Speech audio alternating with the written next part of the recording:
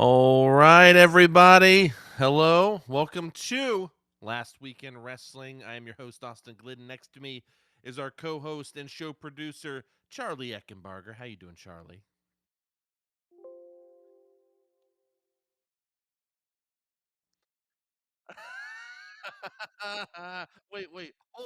Hold on. What? What just happened?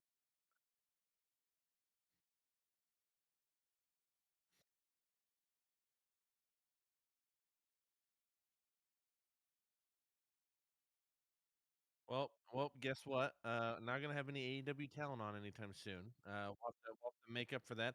I want everybody to know that was all Charlie's doing. I washed my hands of that. I'm actually not feeling great tonight, so we're gonna get through this hopefully quickly. But I don't want to rush it though, because there's some good stuff to talk about here.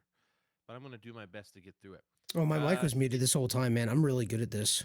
Anyway, wait, I heard you the whole time. yeah, but it was muted in OBS, not where we were talking. So people on stream, YouTube, Spotify, nobody will hear it. Fuck it. Fuck it. Yeah, that's right. Yeah. All right, let's just go ahead and jump into it here. We're going to be covering AEW Dynamite, Rampage, and Battle of the Belts from last week. But first, I'm going to quickly run through the New Japan Pro Wrestling Windy City Riot that happened last Saturday. I was able to watch a whatever you call it, like a rerun. It's not a rerun, but like VOD. a replay. Replay is what they call it. Um, of it yesterday. And I'm going to talk about that first, Charlie, because I don't think that you were able to see this. So I'm just going to kind of go through it. There are a couple matches I'm going to highlight, but I'm just going to kind of go through and very briefly talk about this. This was, again, the New Japan Pro Wrestling Windy City Riot that took place in Chicago, Illinois. It happened on April 16th, 2022. This is the worst quality pay per view, production wise, I've ever seen. What made it I'm so not bad? exaggerating. I mean, you can like Google this, and I bet everyone else is saying this. It's predominantly the audio, and what sucks is New Japan is not normally like this. I watch New Japan stuff like Wrestle Kingdom, Dominion, all of the proper New Japan stuff, and even some of the New Japan Strong episodes. None of them are like this. The audio was so bad, I might as well just like muted it because they like it would be too literally the commentary would be too quiet for me to hear sometimes, and then it would be turned up so loud it was clipping on their end. So it Okay, sounded like and it would old just ECW shows. no, I was well. So literally, that's what I thought of was like the really old ECW when they didn't have Yeah. much budget. Really old Ring of Honor. Like it reminds me of that indie shit. And it's like, dude, you guys are better than this. And I remember texting you that I was like, this sucks. And you're like, they need Tony Khan money. Yeah, they do, man. And I'm just thinking like half this fucking card's populated by AEW guys. By the way, Tony, we're sorry. We're sorry about last week. Just like be our friend. Also, give New Japan a little bit of money, just a little bit. I'm sure they'll you know promo your show a little bit. A Anyways, little bit, a little bit. uh, dude, this audio was terrible, Is that the only terrible. thing? Was the video at least high quality The video was HD? the video was all right, but if you streamed it live, which I did not, apparently the feed would just cut off. Hmm. And when I watched it though, they were supposed to have fixed it, but instead of cutting off, there would be like two guys in the ring, and then it would just like cut to them on the apron, and I'm like, So they how the fixed fuck it by did they fix cutting this? out the mid. It was like there was commercials without picture in I'm picture. assuming. And that was only I only remember one of those, and it was actually so fluid I almost didn't catch it. I had to like rewind it because I was confused. But I'll get there. So the first match is the Factory, QT Marshall, Nick Camarado, and Aaron Solo, our AEW friends, versus Yuji Uemura, Clark Connors, and Carl Fredericks. I don't expect most of you to know who the latter three are unless you follow New Japan pretty closely. I only know Uemura, actually. I don't know the others. Uemura rules, and he is like a total up-and-comer. Were you going to say something? I mean, just the most generic white guy names I've ever heard. The last two of those. I know, right? Yeah, 100%. Yeah. But Camarado, dude, at one point, and he's a big fella, as we know. Camarado stacks two dudes Rick Boogs style, right, Nice. on his body, and then the dude jumps into him and he catches him. Dude's holding three guys. Now he only holds him for like a second before he loses balance.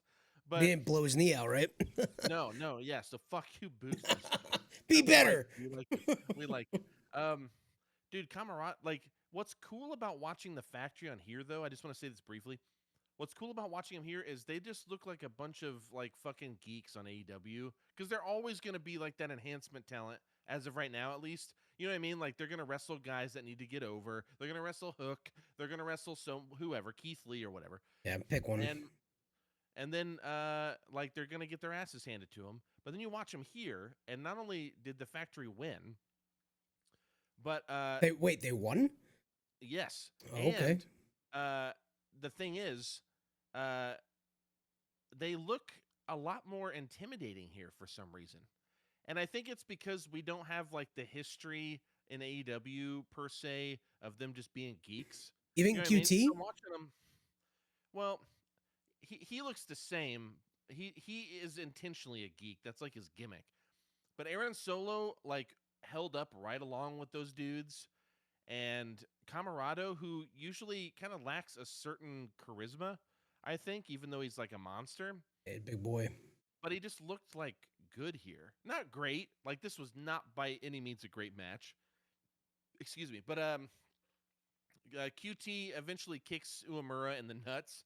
And then the ref, when the ref's back's turn, and then he drops Uemura with the diamond cutter. Factory wins. Uemura's the best guy in this fucking match. This guy's awesome. He is classic, just New Japan style wrestling. Love this guy. How you spell his name? Everybody go check out Yuya, Yuya, Uemura, Uemura. He's cool. So then the next match is Team Filthy, which is made up of Black Tiger, Jarrell Nelson, Royce Isaacs, J.R. Kratos, who I knew, and then Danny Limelight, who's another AEW guy we've seen a lot, versus Chris Dickinson, Josh Alexander, who is from Impact, of course, Alex Coughlin. It looks like Coughlin, but I heard them say Coughlin. I'm going to go with what the commentary said. Ren Narita and Fred Rosser. And I just got to say, Fred Rosser seems so fucking lame. He got in the ring like he was going to be a badass. I'm like, this guy's going to be a badass. Tell me he tripped. I thought it, basically, right? Like, it was kind of that lame. And I'm like, wow, you did not impress me at all. Ren Narita is a classic New Japan guy like Uemura. He was, same thing. He was just an awesome dude. Were you going to interject? I'm curious, which iteration of Black Tiger are we on now? 6, 7, 8? Well, they kept talking about this dude as like being a phony. Oh, really? Interesting. I don't actually know what's going on, because for people that are listening, I watch pay-per-views of New Japan. I don't keep up with weekly shows, and I've watched very little Strong, which I think is cool, but I've watched very little New Japan Strong. So a lot of these guys are new to me, actually, and I know nothing about these feuds because they did nothing in the way of video packages, which is funny because with AEW and especially WCW, people complain about how long the packages take and blah, blah, blah. But it's like, for someone like me who doesn't watch that shit, I'm like, yeah, give me the package. It doesn't need to be as fucking long. You don't need to play an entire fucking Guns N' Roses track while you're showing me like this feud. You know what I'm saying? Yeah, no, I get it for Like, sure. or like fucking Stained or something. I don't need to hear like, "Wah," and then Yeah. like you show me like what happened between Roman Reigns and Brock Lesnar. Like, I don't need to see that. But I do like having video packages because they do kind of sum up what's happened. They get me hyped. There was just like none of that here. There were like a couple throughout the show, but they weren't for each match. And so it felt like kind of what AEW does sometimes, where they'll put like 10 people in the ring at once, and they'll just be like, all right, cool, we got everyone on screen. Yep. You know what I mean? Like, everyone got a chance to be on the show. That's what this feels like a little bit, but this was better than the last It might have match. been helpful for Black Tiger, though, right? I mean, that guy's like, that's an iconic, I guess, or legendary character that's been around in, like, several. Like I said, I don't know what it was, 6, 7, 8 maybe iterations. Like, having some kind of context to where that's at might have been nice, just because, like, even if you don't watch that, you probably have heard of Black Tiger, right? I mean, probably. Probably. Oh wait, that's the actual animal. You should look that up because I want to know now. That guy. But You keep talking. I'll dude, wait a second. so J.R. Kratos is a fucking huge human, and I sent this. I sent a video. I just like took a video with my phone and sent it to Charlie. There's a point where all 9 other guys are outside the ring and in one corner, like coincidentally. And J.R. Kratos, this is like a Keithley big fella, okay? And this motherfucker and I think he's a little older too. And he runs and he just jumps over the post. Like there's not springboard, nothing. He just jumps over the post. And I would say he landed on all 9 of them, though he hits the ground real fucking hard. But he clears this place out and everyone's just screaming like, holy shit, holy shit. You know, it's like one of those moments. Really great. But Fred Rosser ends up submitting Black Tiger, winning for Rosser's team. But after the bell rings, basically he keeps the submission on. And then Filthy Tom Lawler comes out as Team Filthy are beating up Rosser. And they're beating him up because he kept that submission on, I guess. Plus, they're kind of bad guys.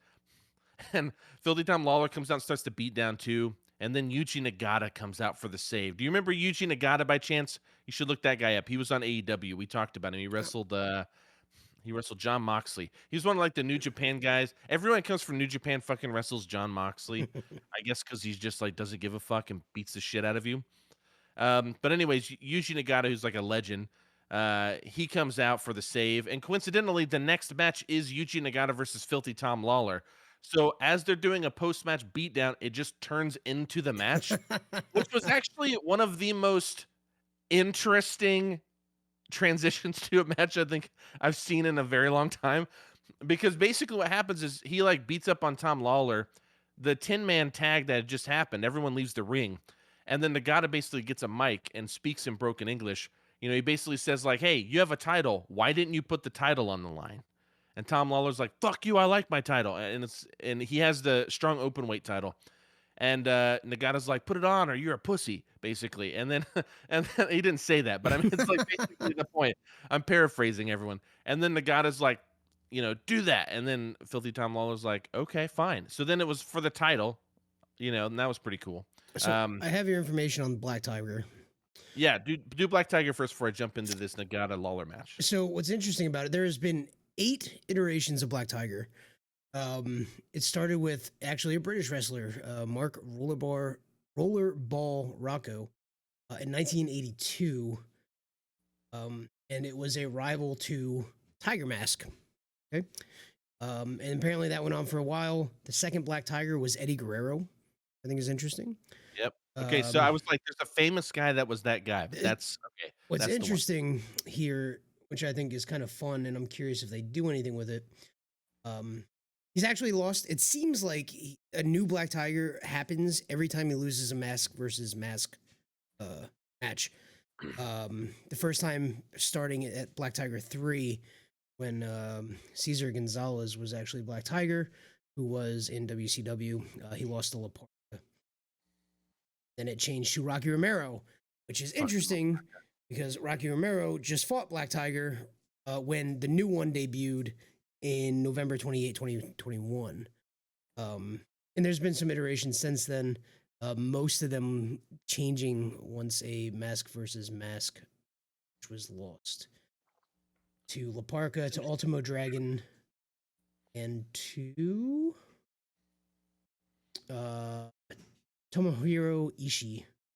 Oh, fucking. Oh, wait, no. He was Black Tiger. I'm sorry. He was Black Tiger. No way. Ishii was Black Tiger? The 6th iteration. Yep. He had the shortest run under the mask. Early 2011, Ishii began feuding with Tiger Mask. After losing his hair, he began wearing Black Tiger Mask. Yeah, he lost a mask versus mask match to Tiger Mask 4. It's so confusing, but yeah. Man, this is the greatest thing I've ever heard. We're gonna talk about Ishii here soon because he's the fucking greatest. The fun thing here, I guess, is that the current Black Tiger, if this is true, is Ricky Reyes, who is one of the Havana Pitbulls, which is supposedly Romero's former partner. It's kind of the thing where they're at now, if it's the same guy. Interesting. Yeah, it seems a complex history, but most of those weird masks things over in Japan are so. So basically, what I'm hearing is if there's a one-on-one mask match with Black Tiger, he's going down. It doesn't seem like he's won very many of them, based on the Wikipedia. Yeah. All right, hold on. Nailed it. I'm burping. Stop. Okay. Weird. All right, got it. Woo! All right, let's do it. All right, so Yuji Nagata, since they're in the ring, Yuji Nagata versus Filthy Tom Lawler. Dude, Nagata's awesome. This guy. I mean, he's like just super old school Japanese wrestling. He has like all of the mannerisms in terms of like every I feel like every great Japanese like legend has like that thing you can do and it's their move. So when you have like Macho Man, he goes on the top rope for his elbow drop, and when he's on the top rope, what's he do, Charlie? Puts his arms up, right? Every Japanese wrestler has a thing where I could do that, right? Where I could just say like, what does this person do when they walk to the ring? And they'll have like a thing they do, right? And Eugene Agata's is simple because he just does this like, like I don't know, he just like moves his arm in a certain way. But there's just something like classic about this dude. I love this guy. And I actually watched a match, I don't know, it was probably 10, 12 years ago where he had it against Kurt Angle when Angle was in TNA. And those two are like suplexing machines. You know what I mean? Like, that was a fun match. Anyways, Nagata does this side suplex on Lawler, dude, and drops him on his fucking head. And I just put ouch in my notes. This was like Kingston Jericho. You know what I mean? Like, not quite as bad. So it wasn't on like the crown of his head, but I mean, right on his neck, dude. But anyways, Lawler ends up retaining by pinning Nagata after just like kneeing him in the back of the head. I might be missing context in terms of like maybe this is some sort of signature or finishing move. But the crowd didn't seem to go like crazy for it like it was. You couldn't hear the commentary. Couldn't really hear the commentary were shit. Yeah. So I don't know. This match was fine. Unfortunately I wasn't really impressed with Lawler, and this was my first experience with him. I listened to a lot of Brian Alvarez stuff and Figure Four Online stuff and Wrestling Observer, and Filthy Tom Lawler has a show with Brian Alvarez, and I've listened to it a few times, so that's how I knew who he was. Of course, I've read about him too, but I was not that impressed. It felt like all of their moves, like they were pulling every punch and every kick. You know what I mean? Is That's he like weird. a actual Lawler or just happens to have the same last name? I'm pretty sure he just happens to have the same last name. Yeah, I don't think he is I at always all think that's related weird to when they Jerry do Lawler. that in like wrestling. It's fake. You just choose a different name. Like it's probably not your name. Well, Like, fuck you. I mean, he fucking. Um, There's Jerry the King Lawler. If you're getting that name association, whether you mean to or not, with it, right? I mean, you fucking are. All right, so nothing so far in this match. Sorry, I don't know. Nothing on this match has been great so far. And then yet again, just to, I'm assuming put more people on the card. We have now no, not a 5-on-5, a 6-on-6, 12-man tag match. But check this out, Charlie.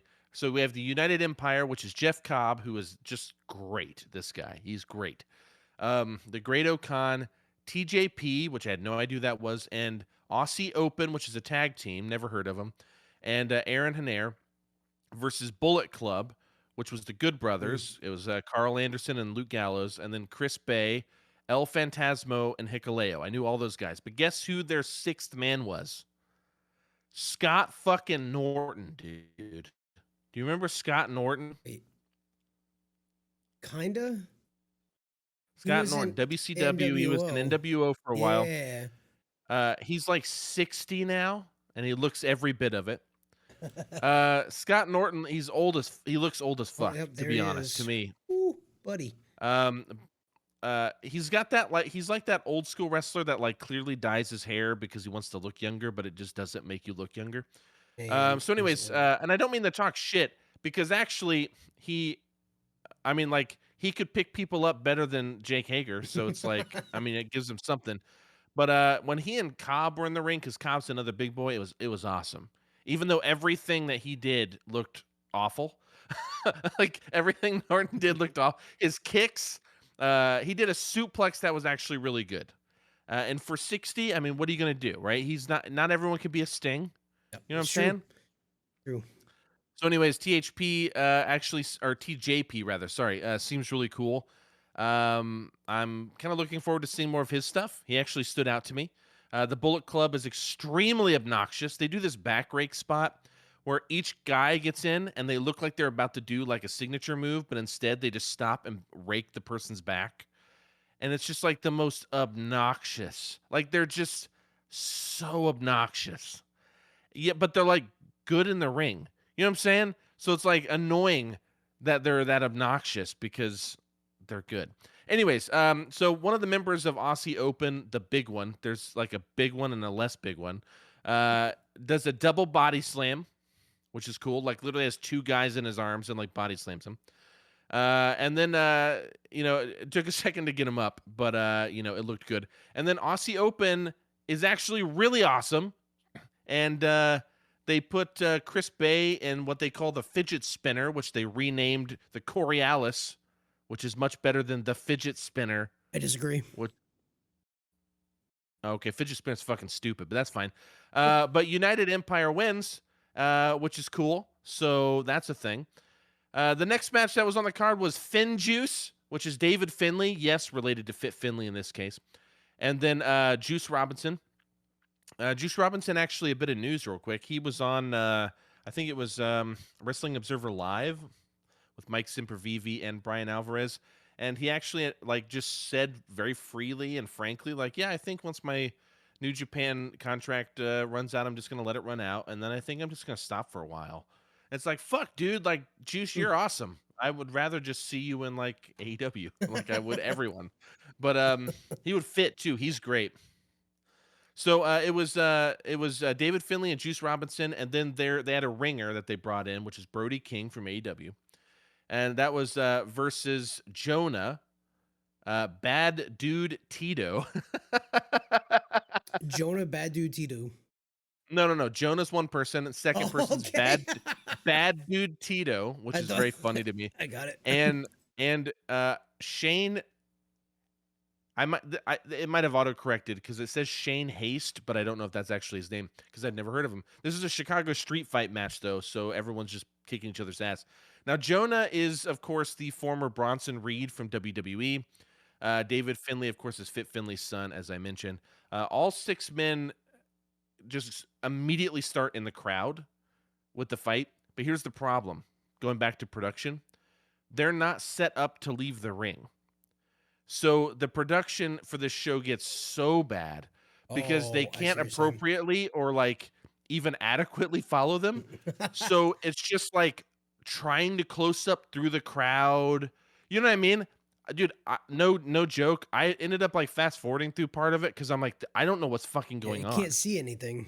And so once they got back in the ring, I watched it from there. And Finn Juice, there's a point where all three of the guys on the Finn Juice side, Finlay and Juice Robinson have a chair, right? So if I'm holding a chair like this and I'm going to hit you over the head, imagine if I turn it sideways, okay? So now it's it's like hot dog way or whatever. And then I just put it between your legs, okay? And the dude's sitting in the corner, okay? So clearly this is going to go into his ball sack. That's the whole point of this move. Sure. So just to set the thing up, so they're they did a bunch of they did a round of clotheslines, all three of them in the corner, and then they do these big cannonballs, including Brody King. They're killing this fucking guy, right? And then it's not just this guy; it's Jonah. It's what the fuck was his name? Bronson Reed from WWE. So Jonah's just getting fucked up, and then they put that chair between his legs, and fucking Brody King has another chair, and he's on the other side of the ring. And he just kind of gets a bit of a running start, and he just, no holding back, dude. He smokes the leg of that chair right in his balls, and I started laughing because I've never seen anything like it. And dude, Jonah's nuts had to be toast, and he started screaming, and I can't tell if he was selling or they actually just killed all of his future children. But dude, that shit was funny. But I find hardcore matches largely boring. You and I have talked about this. Like AEW's put on some great ones. And of course, their ECW and GCW have some good ones. Like, don't get me wrong, I'm not saying they're all bad. I just think it's Talk about a really gay easy one to make. later. Yeah, I think it's super easy to make them boring, is what I'm getting at. Um, and this would have been a lot better if it was just a match. In storyline, I get that, like, so this is one that had a video package before, and you had like all of the like Finjuice kept trying to like get legit matches against the other team. I hate that name. Um, I really don't like yeah, it. I don't know if that's like what they're normally called, or if they just did it when they brought Brody King in. They've been a tag team for a long time. I just didn't know they were called Finjuice until they were announced. But anyways, but there was a video package before this, and apparently Finjuice has been trying to get a fair match, and the other team just keeps like getting away with shit. So they're like, "Fuck it, street fight." Like now we can all cheat without cheating. You know what I mean? Like we can all use foreign objects and shit and beat the fuck out of each other. I get that, but basically, Finley ends up hitting Jonah with the shillelagh 3 times. His father's shillelagh, the old family heirloom. Hornswoggle run And then out. he, I know, right? And then he pins him, and Finjuice wins. So that was cool. I hate that This is Finley is associated with that like Hornswoggle thing and like that whole era. 'Cause he was a great wrestler was for a long fucking time. Like very, very just well. a I mean, good wrestler. Like Steven, I would put him up there with Regal. Like well, Regal does too. I mean, Regal has even mentioned on AEW when he's doing commentary and stuff. He's mentioned Finley. dude's a So fucking amazing wrestler, but it's always and that he's dumbass fucking plastic patty Irish Hornswoggle fucking thing. he's a shoot badass too. I hear. Oh yeah. Finley can like kick your fucking ass. Yeah, I guess he was like a tough guy. Hmm. But the next match, dude, there's 3 more matches, and now the show starts getting good. Because before this, I was like, why did I pay for this? How much Like, was it? why? $20? $20. It wasn't bad. It was worth it. And it was worth it just to cover it on the show. Like, I don't care, but it was just like, man, these first 3 matches are like the pre-show matches they do for like Wrestle Kingdom. Like, and I don't watch those usually. You know what I mean? Like, I mean, I've seen them before, but it's usually like it's like to get everyone on the show. So it's like battle royals and all that. And I just don't give a fuck about these matches. And I think 6-man and 10-man, or 10-man and 12-man matches can be done, and it's been done on AEW extremely well. But it takes very talented, very fast, very good storyteller wrestlers to pull that shit off. But this next match, so Jay White has been holding something called he's the great dude. This just solidified it. He's just the fucking greatest. The US of J Open Challenge. And so he, like Serena Deeb with the Professor Challenge or whatever, he's having a challenge. And so we don't know who the opponent is. So Jay White walks out, and much like Seth Rollins in the ring waiting for the person to come out, we get that same thing. Jay White's getting impatient.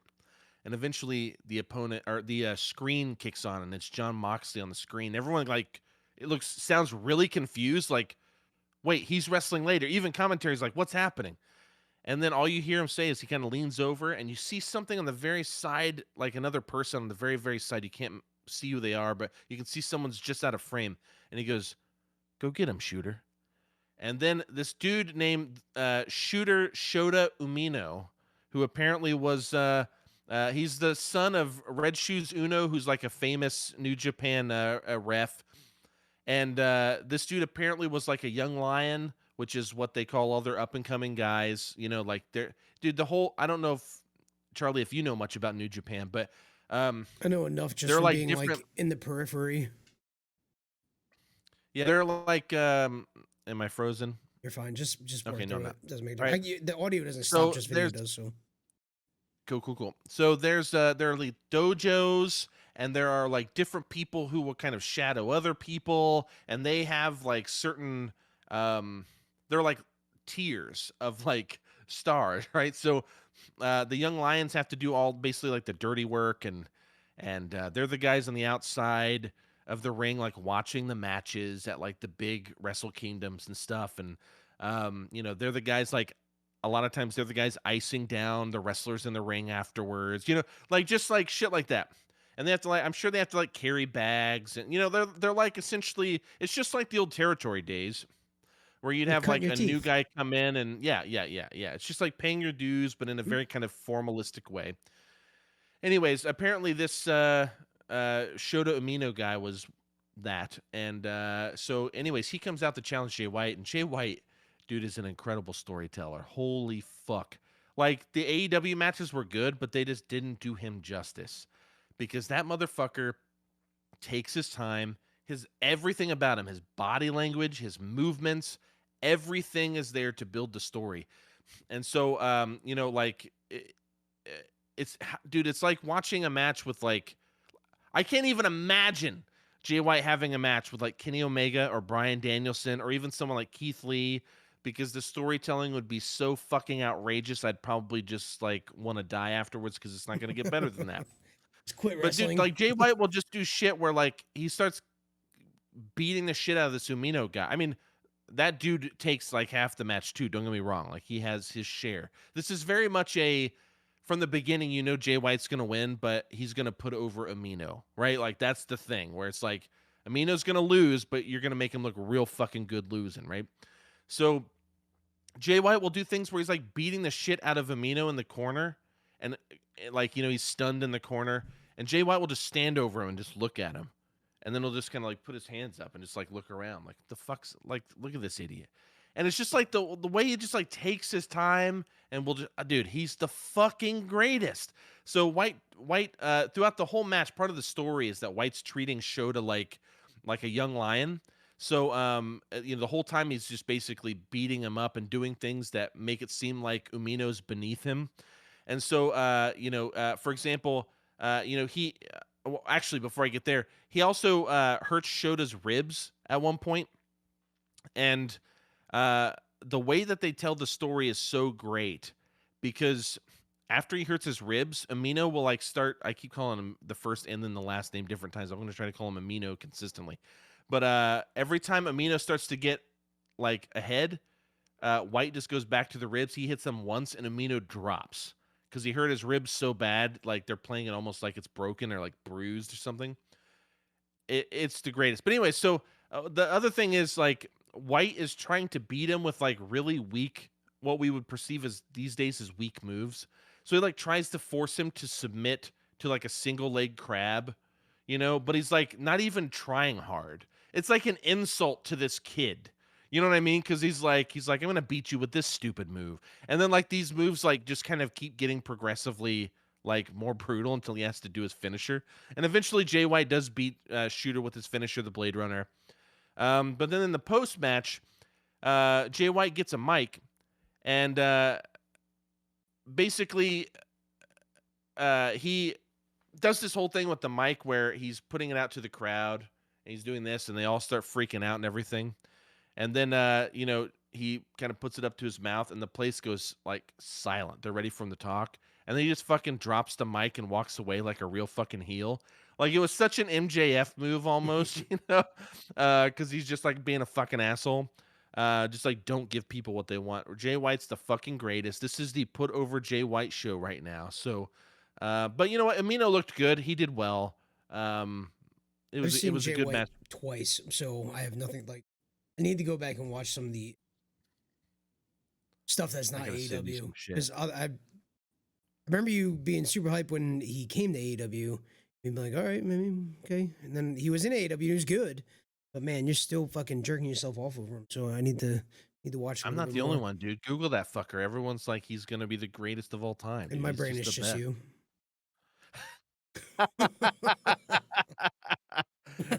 Dude. He's seriously the best. If AEW ever got him, they it's just you're set for life. This dude's young. How He's an old is he? incredible talent. I don't fucking remember. He's in his 20s, I think. I'm looking it up too. I'm gonna He's beat you to it. 29. Not that Fuck. he's not that young. Anyways, dude, dude. Give me a fucking I break, mean, I guess dude. in wrestling years, Dude, that's a baby. Minoru Suzuki's 53. Yeah, we're gonna talk Okay. about Minoru Suzuki in a little bit here. Well, we're doing that right now. Tomohiro Ishii, which we talked about Oh as right, the number 6 he was Black at the Tiger, show, maybe. right? Yeah, versus Minoru Suzuki. Now they have a famous they have a famous what do you call it, like a rivalry, because they're both badasses who like don't want to sell anything and just beat the fuck out of everyone, right? You have the Stone Pitbull versus the Murder Grandpa, right? So both of these dudes have been on AEW, and Suzuki is 53 years old, which I didn't know he was that old. I knew he was pushing 50, but 53, that's pretty wild. And so after his match with Samoa Joe, which we'll talk about later, only a few days later, he does this fucking match with Ishii, okay? And Ishii's 46, so he's, I mean, in wrestling years, that's quite a bit. That's 7 years of not wear and tear. Yeah, he's not a spring chicken So, anymore. dude, they're playing all the fucking hits. They do a lot of forearms, not unlike the Samoa Joe match, which we'll get to. But they're doing a lot of forearms back and forth. Eventually, they like get worn down over the just forearms and all the moves they're doing. And they start really hitting each other, Charlie. Like forearms where like you can't fake that. They're just hitting each other like as hard as they can with their forearms. And as I'm watching, I'm just like, fuck, that looks like it hurts. You know what I mean? And you're just seeing sweat pop off of them. Well, dude, it's not unlike the slaps with Samoa Joe, which we'll get to later. But it's like brutal. But also, both these guys are like, they like to no-sell moves, right? So that they look like badasses, and it works. They're the best. And so, Stone Pitbull versus Murder Grandpa, and, they're equally matched, and they both do Hulk ups too. So, like, at some point, Minoru Suzuki will, like, beat the fuck out of Ishii and then pin him, get barely a 1 count, and Ishii will, like, jump up and just be like, like he's like ready to fucking murder someone. I'm like hyped as fuck watching this match. This might be my favorite match in the whole thing, even including the last one. The last one was good too, so I don't know. But this made it worth the $20 purchase, even with all the stupid fucking production shit. So, anyways, Ishii actually ends up winning with the vertical brain buster, which is what they call the move, even though that just means a brain buster. And his looks like he just fucking spikes you on your noggin. It looks so brutal. I don't understand how he does it. But anyways, now they have 3 wins on each other. So of course there's going to be a deciding battle in the future. I would like to hope. So I wonder how long that's exciting. been going on for. I know it's been a long time, but like, when was the first fucking match? I could have looked that up while you were talking. I could look it up right now. Yeah, you can, idiot. So easily best match thus far. Easily. Even the Jay White match. Jay White had incredible storytelling, but guess what, Charlie? Are you ready? Ishii fucking wins. Minoru Suzuki walks out, and guess who fucking comes to the ring, Charlie? Oh, Joe. Eddie fucking Kingston comes out, dude. Wait, really? Yes, and this fucker walked straight to the ring. Really? And he basically says that Ishii is incredible. He's a legend, and he's a strong style master, as he calls him. And then Kingston calls out Ishii for the next pay-per-view, and that's going to be a fucking incredible match. Man, I thought of you immediately. Eddie was there. I didn't know fucking Eddie was there. Damn. Yeah. So Eddie fucking walks out, cuts a promo on him, which I could not hear very well. And then I did pick up that he called him out. So the next one that happens in Washington, D.C., the next pay-per-view, that's happening. So then we have the I've already talked too long about this. So the main event, Will Ospreay versus Jon Moxley. First time they've ever fought. That's big news.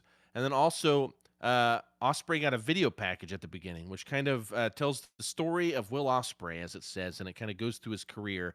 And that dude was like pencil thin, high flyer, like a Dante Martin almost, like super skinny and just like ripped and would do like crazy shit.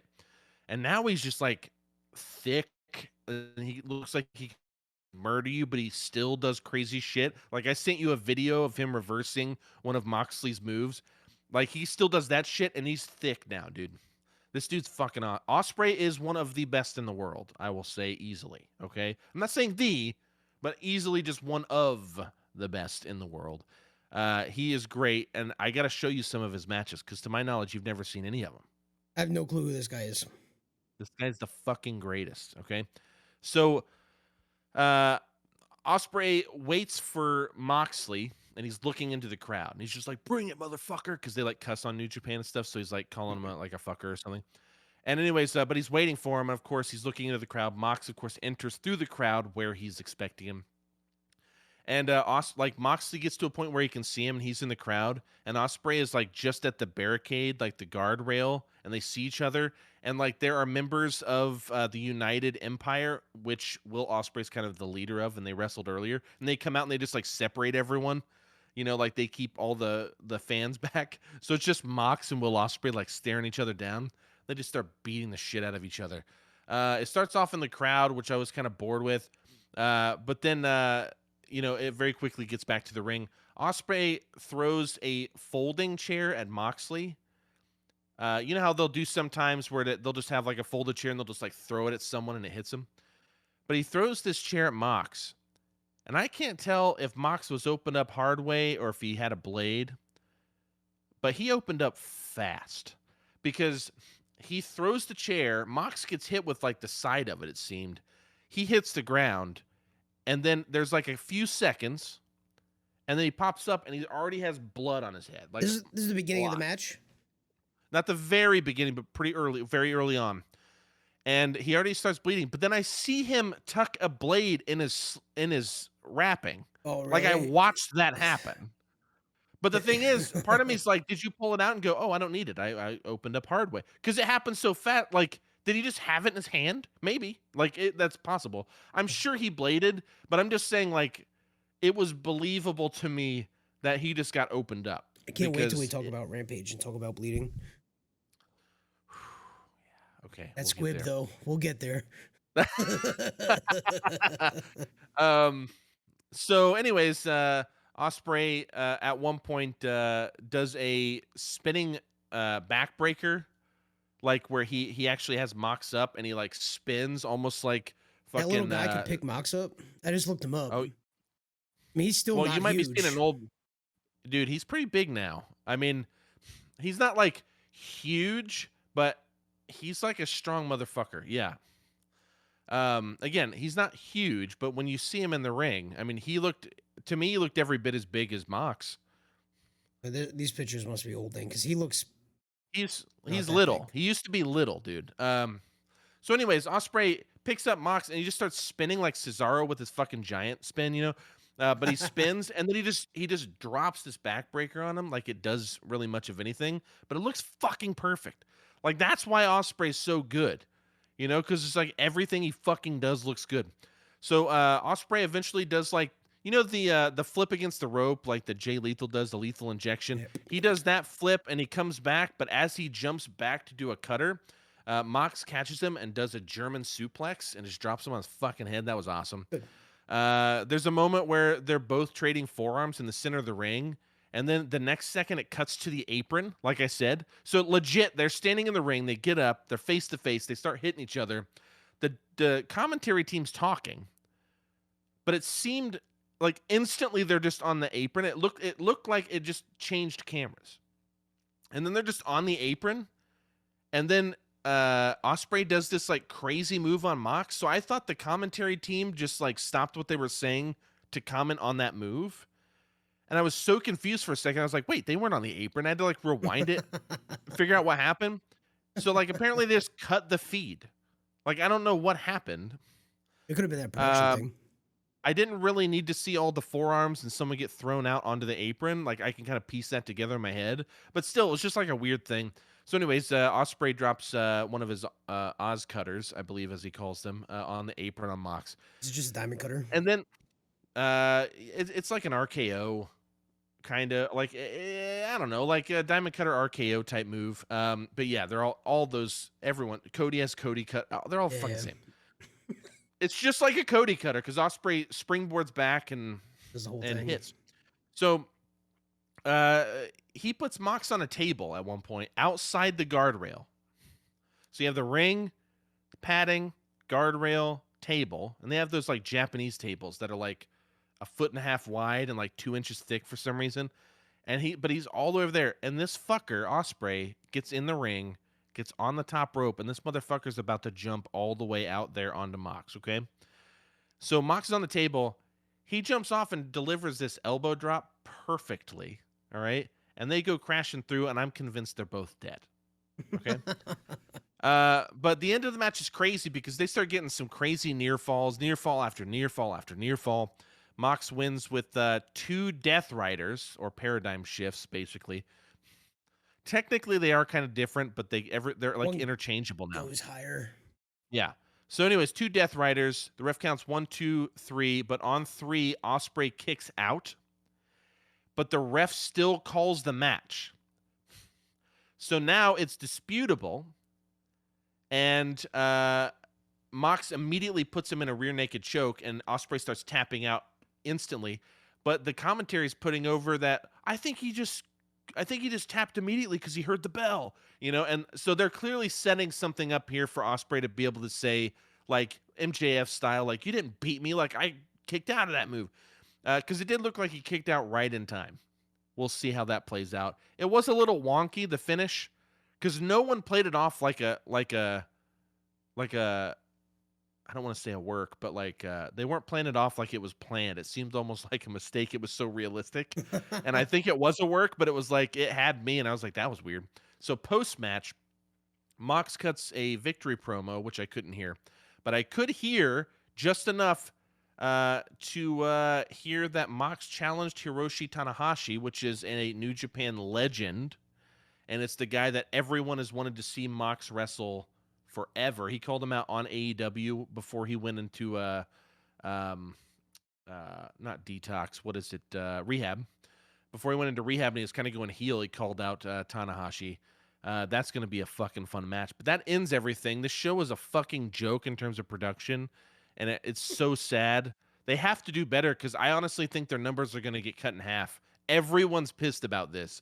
And I was like, look at all these fucking whiny bitches. And then I watch it, I'm like, fuck this. This Like, is the it first sucks. time it's ever been like this, though. So it's weird. Like, what happened? Like, just got like the B team in for production, or what? Well, it's New Japan Strong largely. It's like the US branch, so they Right. don't have like a ton of clout or following. They're not getting that real New Japan money. You know what I'm saying? Because New Japan throws Wrestle Kingdom, and that's some WrestleMania shit. You know what I'm saying? Not Well, New quite that Japan's like level, of the course, but thing in Japan, right? I mean, like, it's the one. yeah, there are others, but that is the biggest. It's Right. like the WWE in terms of size But it of has Japan, respect. relatively. Yeah, yeah. So, anyways, that's the end of that. It was a decent pay-per-view. Quite frankly, like, I would cherry pick some of the matches, but I wouldn't sit through the whole thing again, probably. There's no need for me to. I don't need to deal with all that stupid production bullshit. You know what I'm saying? And the matches weren't that great until we got to Jay White. Nothing against those dudes. They're really, really good dudes in those matches. But I just don't like how they run 10 and 12 man matches. Is that sun getting to you? Did you already forget to put up your Bro, blackout curtains look, again, bud? they're there. It's now there's a, like, on my door, 'cause my door outside is like right there. Need one there now. I got both that window and every window there. Now it's this fucking window. Can't fucking win.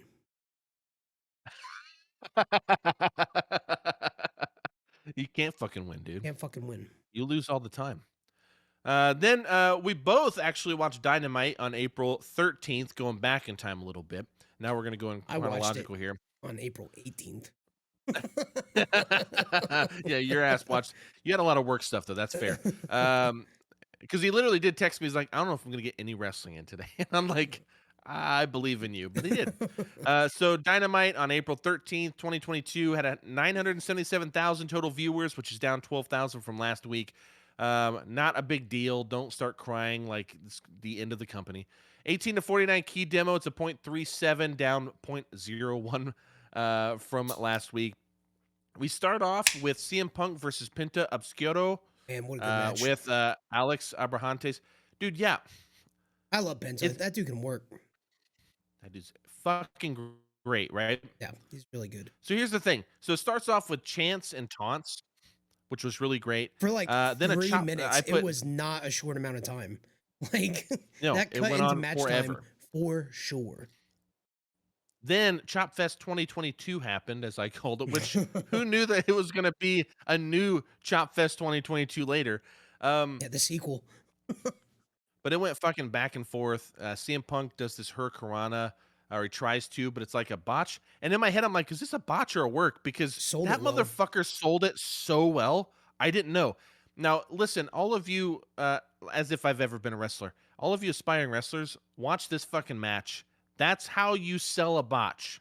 Yeah, Okay? I thought Because it. it looked like his knee gave out. I thought it was a work. I Because, thought so too. dude, you and I have been talking recently, past couple weeks, how some people we think they actually get hurt, Yeah, but and they this just was sell so well. This was the thing. if you know it's one of those things like and he's been in the game for a long fucking time. He knew it went wrong, and he's so ring savvy and has such good ring sense. He was like, okay, I need to sell this now because I'm gonna look like a fucking idiot, and I just botched this. Yeah. That's something that comes from experience, right? I mean, I put complete professionals in here yeah, because they 100%. just knew how to do it. Yep. So lots of reversals and stuff at the end. Honestly, I was sold on it until he went to the top rope again. Because I think he sold that for like a solid, like, probably 5 minutes, like limping around. And then Penta, he played on it. Like, it immediately went to that was time to fuck with the knee. So good. Yep. So fucking good. Yeah. I don't Dude, even yeah, like I CM was Punk. well, yeah, I thought, yeah, I actually liked that he eventually got the move off finally, Yep. because it took a while. But they did reversals, boom, boom, boom, all the time. Punk eventually reverses one into a GTS and on Him to Pinta, twice. and then he wins. And you know, the note that I put verbatim is the match was moderately paced, solid match, but nothing crazy, good TV match. Hmm. The more when I think about it, I'm just like especially after watching like some of this other shit I've been watching. I'm just like, fuck, man, that was a really awesome, solid. Like, that's not a downer. Like, that's a great compliment. Like, that's just a fucking solid match. I mean, the fact it sets the tone, right? We talk about this every week, and putting CM Punk and Danielson at the top of the card, it sets it for everything else. And because they always put on, they put on a good fucking match, right? Whether it's going to Yeah. be the greatest match you see all night, I don't know. But is it going to be good? Yep. Is it going to get you hyped? Probably. Some cool shit going to happen? Mm-hmm. Undeniably, yes. Jazz has a video segment, the Jericho Appreciation Society. They have arrived in Louisiana, coincidentally, with a plane that has already landed. Saves you money. Imagine. Jericho says they only travel in style, the best of everything. Then we hear Kingston and company, of course, Proud and Powerful, screaming on sight as they drive away. And then once their car moves, we see that 2.0 is on the ground, beat up. And Angelo has his shoes gone, and fucking Matt He took has his his fucking thumb. shoes. But they like broke Matt's thumbs or whatever, dislocated his thumbs, which is super funny to me for some reason. It's Jericho was really concerned about Angelo's shoes, though. That was like his like he was so worried about him. So, anyways, then we have Jurassic Express versus Red that was Dragon a in a world. WWE segment, though. Like honestly, like that was a WWE segment. But There's a but sports entertainment segment. I was I about to mean, say, tell me that that's not perfect for them, though, right? God, I'm not saying I like it because I it honestly wasn't didn't. good, but like the stealing the shoes thing, and we'll get back to that. Like that was fine, but like overall, like the segment was just like, come on. Yeah, I wasn't into it. But so Jurassic Express versus Red Dragon for the World Tag Titles. This starts out with in Jurassic Express's favor. Once Luchasaurus gets in, he pretty much runs wild and eventually gets two dragon leg screws, which puts him down. The Red Dragon just like fucks up his knee basically, and then there's there's a knee strike Luchasaurus hits O'Reilly with basically during a forward roll. O'Reilly hits Luchasaurus with this. He does like a forward roll, or I don't remember who does it now. I think Luchasaurus does a forward roll, but O'Reilly just fucking clocks him in the head with this knee. All I remember, because I can see when he connects, I just can't remember how he got into it. But the point is, O'Reilly needs the fuck out of Luchasaurus at one point. Or sorry, I keep having it backwards. I'm so sorry. Luchasaurus, O'Reilly's fucking dead at this point. He's fucking dead. That's all I'm saying. Luchasaurus has a good hot tag toward the end, of course. This is Awesome Chance Breakout. Lots of good tag team work, which was nice. There's a near fall with O'Reilly having Luchasaurus in a kind of a hanging front chancery of sorts. And Fish executes Jungle Boy with an avalanche Falcon Arrow, which is man, that thing crazy. was fucking badass. Yeah, and I love avalanche moves. Like they just look so fucking good. when someone can do them well, because that's the key, right? Yeah, But when someone can do them well, holy shit, they this can one be was so good great. from the top rope. It was real good, real good. And Jumping Red Dragon would have, over Luchasaurus, man, it was fucking good. yeah, Red Dragon would have had it won with that move. However, Luchasaurus was able to literally just fall on Fish to break the count. Yeah, So O'Reilly had him in a he had him in a front chancery where he's like hanging in a headlock, and Luchasaurus falls backwards on him, breaks the count. I was like, all right, I'm into this. That's fine. It ends with Jurassic Express, of course, getting the finisher on them. That cool throw sit out power bomb thing that they do. Actually called the Jurassic Express, Jungle Express, I believe they Jungle? call it. The Jungle Express, maybe. Come on. But they get that on Fish, and Jurassic Express wins. How'd you feel about this match? It was fine. Moving on. It was just boring. Like it was it was fine. I shouldn't say it was boring. Both of those teams are capable of so much more. In this one, like it just was what it was. There was no chance Jurassic Express was going to lose. Like there felt like there was very little stakes. Like it just didn't work for me. Match was like wrestling was fine, I guess, but like as a match, I mean, I could have went without it or waited for it to be hyped up a bit more. Yeah, because now they're just going to move on, which I'm good with what they're going to move on to. Hopefully. Yeah. I hope that's what's happening, what you're saying, because it's a little unclear. We'll find out next week. I'd say it's more than a little unclear. I think it's... Yeah. But the thing is, Red Dragon, after they lose, they start beating up Jurassic Express. O'Reilly hits them with chairs, chair shots, and then starts flipping off the audience, which made me laugh. And then as they're walking down the ramp, FTR's music hits. And then FTR walks out to the ramp. Red Dragon's super confused. Jurassic Express is at the ropes, kind of watching down the ramp. And FTR just holds up their titles because they have a bunch of them now. And it looks like, which I think is what you were alluding to, FTR is going after Jurassic Express for their titles. That's what I'm hoping.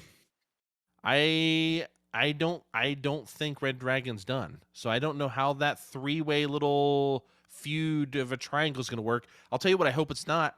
I hope it's not another fucking three-way tornado tag. That's what I hope it's not. I would be fine if Red Dragon somehow won any of the titles. Ring of Honor title, fucking AAA. It's not going to happen, though. I mean, they're pushing... FTR is on the rise. They're not going to randomly drop one of these belts to fucking Red Dragon right now. Not now. Not now. Maybe they're hot as fuck. After they win the AEW tag titles, maybe, but not. I'm just saying. I'm not saying these are viable options. I'm just saying unless they're going to do that, I don't know what they're. Well, no. I'm just saying like I don't know what they're going to do, and I don't know how they can. Like I just don't know. I like the only reason I like this is because FTR's involved. I actually don't like what's happening. It's just like FTR's involved, so I'm like, this will be good anyways. I kind of like the idea of Red Dragon like being on the outs and like on the outskirts and like kind of like pouty little bitches, but like not little bitches like Red Dragon-esque and esque. And FTR and Jungle Express do their thing for a while, and then like Jungle Express, Jurassic Express, you know, do their thing, and then Red Dragon kind of like waiting and laying in wait kind of deal or something like that. And like, I don't know. I don't hate them being out of it. I don't think they should win a title immediately. Kind of like the idea of them being like pouty because they both play that up. Okay. Or Kyle O'Reilly does. Maybe not so much Fish. Yeah. Yeah. Man, it would make so much more sense to me if at the next pay-per-view, not that I necessarily want this to run out, but quite frankly, Jurassic Express's title run has not been that exciting. So it's like part of me is like, let Red Dragon win them, even if they're transitional. Yeah. And let them do a pay-per-view or something, and let them do something fucking kick-ass with FTR. Because it's not that I don't want Jurassic Express involved. It's just more of like, I don't know how a Jurassic Express FTR feud would go. Because I'll tell you now, FTR is going to be, they're way hotter than Jurassic Express is right now. So you're going to have your babyface champs get booed, or at least not get Like, do they both get hot tags? Like, you know what I mean? Like, do you get what I'm saying? Man. Because Jurassic Express is such a babyface team that I feel like they work because they get that heat and they get the hot tags and they can build that story. FTR can be tweeners to an extent. Like, they're just great at both. And they're so hot right now that they're like, everyone's ready to fucking cheer these guys, dude. No, Holy everybody is shit. cheering these guys. Man, So I don't know. crazy. I don't hate the idea of a face versus face. It can be done. I mean, Yeah. And and I think those are dude, two teams that could pull it off. I think that. possible. But then what? No shade to Luchasaurus, but what's that motherfucker do? Cares. Take Because off the mask again, and do something else. no, my thing is like, what does that dude do? Because he thrives for the hot tag and the beat him up, and then he tags back in Jungle Boy, and then that dude beats up some people until he gets beat up, and then he tags Luchasaurus back in. Has he ever been a But if the singles hot wrestler tag, in yeah, he was AEW? like in NXT or something No, at no, one I point. meant I don't in know. AEW. Like I know what his past is. I was curious in AEW if he was Yeah, ever. he did single stuff. Yeah. Okay. Um, He got a little bit of a push super early on where he was squashing guys like Wardlow was and stuff I feel like he and doing wouldn't. that sort of thing. But That whole character would not work. I think as a. but Jurassic Express has been a team from the beginning, by the way, but they've had their Okay. own little they've had like S- singles matches, I'm saying. Like um I like Jungle Boy more as a singles guy personally, but that's just me. And again, no shade to Luchasaurus. He does his job well. He It's does what just he's when you supposed to have do. all those fucking guys in the ring, he's the weakest link. Yeah, 100%, like without question. Without question. Anyways, Just give Blackpool FTR the goddamn belts. yeah, I'm all about them being the new belt collectors. I'm just saying. So They Blackpool Combat had an yeah. I'm not done. They had an interesting post on social media the other day. It was both Cash and X. Arms draped over the excellence of execution. Taken See, supposedly this past week. that dude's he's coming in. Same. I'm telling you. He's coming in. He's gonna be here. He's gonna be here. Blackpool Combat Club segment. It started off with a recap of how badass Yuta is, and then Regal talks about how hyped he is to be with these three violent monsters, basically. And then Bryan Danielson talks about how Yuta coming in and how it will be so awesome to fight along as a trio's team of violence. Essentially, I'm paraphrasing, of course. Then John Moxley does his ridiculous Moxley promo about how he doesn't know the Gun Club, but he doesn't like them, and how he's gonna break their faces. And then they basically give Yuta the mic, and he just Tony Schiavone asks him like, "How are you feeling about this with your first match with him?" And he says, "Tony, on Friday, the real work begins," which is what Moxley said to him. Yep, we'll talk about that soon. Schiavone is there with Jamie Hayter and Tony Storm, also after I believe a commercial break, if I'm not mistaken. And Hayter basically says, we have some similarities. We both fought in Japan, the UK, and Europe, just like Owen Hart. But this is my moment, and I'm gonna break your face. And Yeah, a lot of face Tony breaking. Storm, a lot of face breaking, yes, A for lot of sure. spitting last week. A lot of face breaking this week. Yep. Tony Storm remains silent, gives her the evil eye, and walks away. What a weird. That's not a Tony Storm thing to do. So it's interesting. Wonder if she was drunk. I'll tell you that that's rude. Yeah, it's kind of fucked up. No, you know what though? They shouldn't have made this round one. Yeah, Because Tony's like we talked Tony's about like it. yeah. Tony Schiavone's just like, so because of popular demand, we made you the first round. It's and, not. and we're but you know what though? the pundits. We say it's Yeah, not. we are the meter. We are Yeah. the set. We set the trends. But we were talking about, we had a whole thing on like YouTube. We had a little clip out of this show and stuff about like, who else is going to be in this fucking thing? Now we have fucking Everybody. Britt Baker. Yeah, everybody's in it. They're like, oh which I shit, think- we don't have enough talent for it, so we need everybody. yeah, well, the thing is they have it, but it's like, who's going to be name enough? Yeah. You know what I mean? Britt So had to participate, it seems like. yeah. So they should not have made this round one though. I mean, dude, That's the main event. Well, now because that you're Britt's in it, it's squashing. not, but Yeah, you're squashing Jamie Hayter though, essentially. yeah, we Right? know Like that's we know happening. who's fucking winning that round. Yeah. And now we have to. Now it's is it Tony Storm and Britt in the finals? Now it has to be, right? It has to be. Maybe. I don't know. I don't see any other way around it. Well, I guess we'll see. I have no idea. I don't know, Well, I but I fucking just do. wish that hadn't been. I wish that It hadn't sucks. been the thing. It sucks. I So would have liked to then see the that build. next match is MJF versus Captain Sean Dean, and there's a point whenever MJF's walking out, and JR says MJF is a boil on the ass of life. And I've heard him say that before, but that's the funniest fucking shit I've ever heard. Uh, so I love how much everyone at the commentary booth hates MJF. It makes me so happy. Like they hate him so much. So, anyways, it starts with MJF's coat being jammed. Like the zipper is stuck on his like fucking stupid scarf, and he uses it to his advantage on Sean Dean because Sean Dean keeps trying to get involved, and the ref keeps like pushing him back and pushing him back, and eventually when Sean Dean is like looking out to the crowd, and MJF or at Sean Spears or whoever, and MJF attacks him from behind, and then he smoothly just takes the zipper right down and shows that his jacket was never actually fucked up. No, of He course was not. just getting one over on. I actually thought they were making him look like a geek for a second on purpose, which actually made me feel great Really? because he was playing it off so great, and I was like, oh man, they're making him such a geek. But then he just like he did the but it's so much more. What happened is so much more MJF. I just loved seeing him be. It went on for a long time, dude. Dude, the sell And was really good, and there was a moment where I kind of looked at Courtney and was like, "Is his thing actually broken? He's gonna wrestle with the jacket on, or what?" Because like he's MJF, he could do anything he wants. But yeah, it went on for a long fucking time. It went on for a long yeah, fucking time. a lot of things taking up time during matches. Um, Video eventually pops up on the big screen whenever MJF gets on the middle rope and he's taunting the crowd. And he looks over at the screen, and there's just security laid out unconscious on the ground backstage. And this fucker knows what's happening. We know Wardlow's lurking around somewhere, but eventually he shakes it off and he starts beating up Sean Dean some more, throws him outside the ring, starts beating him up near the guardrail. What are you doing? Look at this beer can.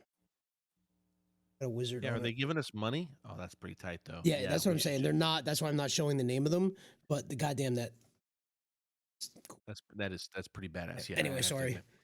No, you're fine. So he's beating up Sean Dean outside the ring, and he sees that everyone's taunting him and being an asshole to him. MJF, I mean, being him.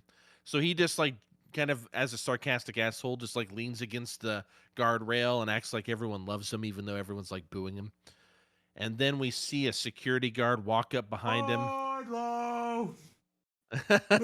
And we see a masked security guard, which you always know that something's up there. Takes off that mask and the crowd goes crazy because Wardlow's right behind him. He's within feet.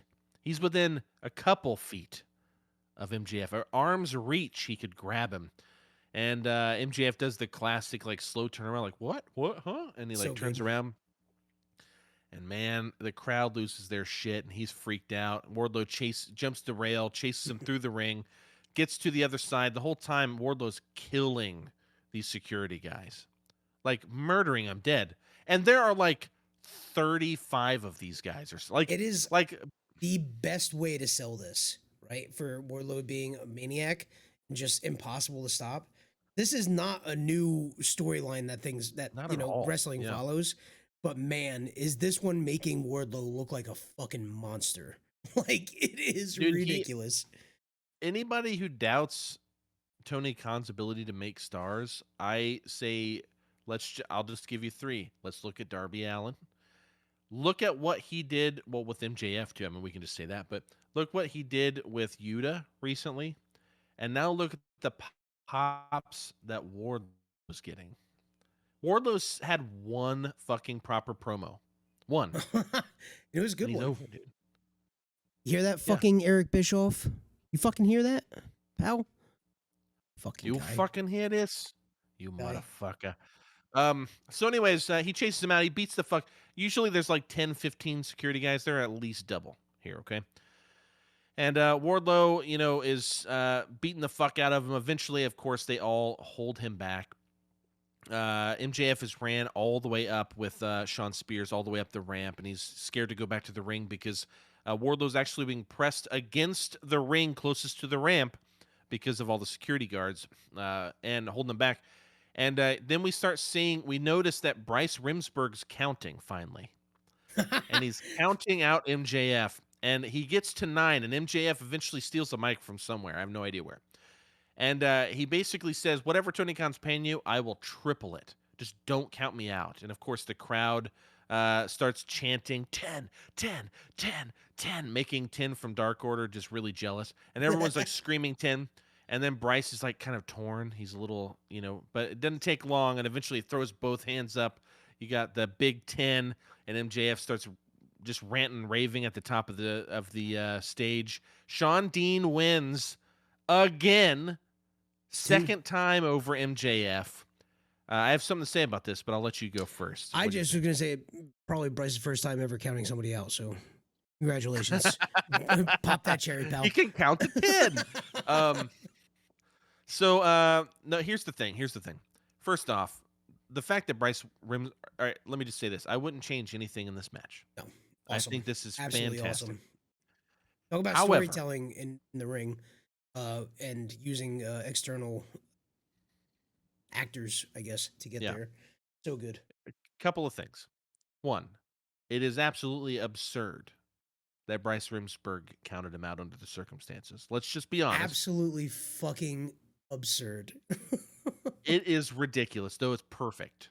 But it's ridiculous, okay? But now we know what the other thing is I'm a little upset actually that they ended Wardlow's or at least seemingly MJF said that I'm going to make you work for your money now. And he's going to let him in and start working. I honestly think, dude, think about how more over every time this happens. I think they should have thrown 50 guys next time. Throw a fucking 100 guys. At least do it for a couple more weeks. Because I know it would play its way out. But it's like, let it breathe, man. You got to get to this next fucking pay-per-view. Because I can't imagine them doing this before the pay-per-view. And hey, I'm gonna give Tony Khan the benefit of the doubt. Because sometimes he surprises me and does shit I never thought of. And that's great, but I just sometimes he does like rush things or end things too quickly, and I would have liked to have seen this maybe play out a little bit longer personally. Really? I mean, well, we don't know how it's going to play out either, though, right? I mean, twice? How many more weeks? I mean, this is the third week, right, of him. Oh, that's true. That's true. Yeah. Yeah. I mean, because FTR and then Sean Spears and then MJF. Yeah. You're right. You're right. How? I don't know. I don't disagree with you. I think it could go wrong, but I also think doing it again and then perhaps again after that, I think that's beating a dead horse, right? We get it. He can't stop Wardlow from showing up, right? What can he make Wardlow do now, right? As long as they don't fuck that up, this could still be fun. It could still be interesting. Oh, it could be. Yeah, I just think that shit is so fucking over. It is, but when's it gonna stop being over? It's like, okay, we get it. Like, no, but you're missing my point. That's what I'm trying to tell you. MJF Make it more fucking clear. Smarter than that. He's smarter than that. He can stop Wardlow. So it's happened 3 times, right? So Wardlow does it again. Well, what does MJF do to then get one over on him in that situation? Well, that's what he's doing. He's by having him wrestle a match. They basically put the kibosh on this whole thing. They don't say he's going to wrestle a match. He says he's going to have him work. Yes, they did. He said he's going to have him work. He's wrestling someone next time. But what if he's not? I mean, maybe. We'll see. We'll talk about it next time. What if it's John Cena? The Rock. And then, just ruins any WWE chance. They just pay him $10 million. He owns the XFL now. He doesn't give a fuck. I know, right? Post-match, MJF goes off, goes back to the ring when Wardlow's gone. He confronts Bryce Rimsberg, and he pushes Bryce, and of course Bryce pushes back and starts screaming at him. And Spears is, he holds MJF back before he could do anything too stupid. Don't want to get fined. And then a video hits the screen, and Wardlow is just killing all the security that walked him to the back. And Wardlow grabs the camera literally, and this was actually really cool. but he grabs the camera and you hear him, and this is the key. He's not mic'd. There isn't a fucking mic so you can hear him perfectly. It just feels much more like a shoot. Mm. Of course it's a work, but I'm just saying, like, feels much more like a shoot this way. And he basically just says, Max, I will not stop until you release me from my contract. Yep. Right? Those cameras cost way too much for him to just grab one and shoot on it. So it makes me nervous every time Jericho takes one and he films someone off and just like flips them off. You know, whenever when he does that, I'm like, dude, you dropped that shit and you just lost like tens how of many thousands grand? of dollars. Like, yeah, tens of thousands of dollars. So, anyways, Darby Allin has a vignette here, a little video package of him skateboarding around while like the wedding music plays. What I forget what the wedding music's called off the top of my head right now, but anyways, it's like the traditional wedding music. And then he just eventually just stops and just says, Andrade, I'm going to put a nail in this coffin match. And that's all he says, and it stops. It was whatever. I'm kind of over the Darby Allin vignettes like this. I don't mind them when they're with Sting. I don't mind them when they're building up a match. But when he does this stuff, like he used to do cool stuff, I thought was cool at least, where he would have like a printout of someone's face or whatever, but he'd like wear their face and he'd do weird. Eventually it gets really pretentious. But it's like sometimes it was really cool. It's not as cool whenever he does that and he like jumps out of a helicopter. It's like you planned all of this a lot. Like he just wants to make movies, man, and Tony Khan lets him. Yeah. Like it's so anyways, fine. I just go take a piss when they're on. And then the next one was Malachi Black, a vignette for him. Black calls out Fuego del Sol, which I guess this is going to continue a bit. Which is ridiculous. He says so some dumb. Seriously morbid shit. I honestly don't know what he's saying, but a lot of people hate these vignettes, but I actually like them because I just think they're cool. I just like the Fuego thing, but I like the vignettes. You don't like what? I don't like that he's going to get Fuego del Sol. Oh yeah. It's just all squash all the time, so it's like the vignettes. I think they're fun. I like, but I'm also into like that kind of like metal, like dark fucking thing. So, dude, did you ever see his WWE when they brought him back finally, and he started doing the like Alistair something, right? Yeah, it was like him? Father Alistair. I can't remember what but anyways, and he would just tell stories. Have you seen those vignettes? I have. They're fucking awesome. They're fucking incredible. The dude is animation good at that and thing. shit. Yeah, it's awesome. And it's just like, dude, these like do fucking that, dude. Like not the exact thing, but I'm just saying, like, dude, that is fucking. I was hyped, and then he was just gone.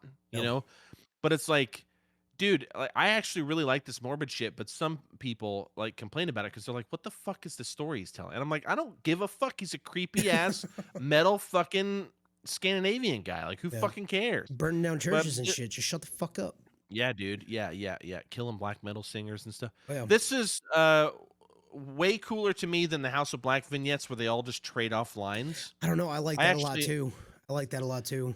Yeah, I didn't hate it, but I wasn't as big a fan as this. That's fair. I think the trade-off thing, like, it quickly, the first couple times it was cool. I'll give you this. The first couple times it was cool, and then all of a sudden it became like this weird, like, the Witches 3 kind of thing, and you knew it was coming, and it was like, all right, we get it here. Let's keep it moving. Yep, and then what happens if they have 5 guys eventually? Are we have to waste a ton of time for all 5 guys? Come on. Then when Julie Hart gets Anyways, there, I mean... Dude, yeah, right. It's happening. Oh man, she'll be really intimidating. Dude, she might be fucking awesome as a heel. Dude, she might. She needs to get better in the ring, but she might not be fucking as annoying. Yeah. I'm trying not to make jokes. All right, so the Jericho Appreciation Society versus Eddie Kingston's crew. Kingston is wearing a Thump tee, which I thought for sure was a Trump t-shirt. Bro, I was and then I realized he's doing a throwback to JYD. Did that look like what it was? I thought it was a Trump shirt. I was like, this can't be right. There's no way that can be right, dude. That looked like a Trump shirt straight up. 100%. But yeah, the JYD thing. Now that you say, I'm like, oh yeah, now that makes sense. Because I didn't put. Well, I mean, I just watched it. I was like, what in the fuck are you doing? I was like upset for a second. Because, like, legit, I couldn't read it till he got closer to the camera. So it's like, are you just straight up trying to piss people off? Like, you're not the heel in this situation. And unfortunately, it's not even the right kind of heel that you want.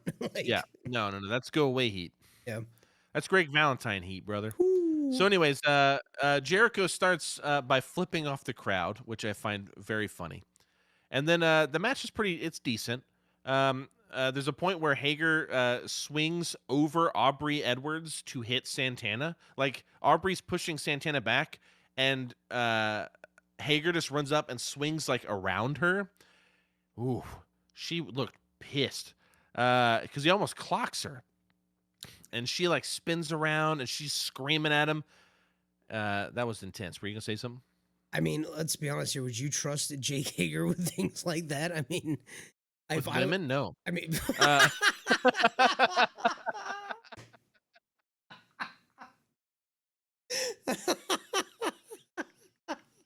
I'm sorry, Jake.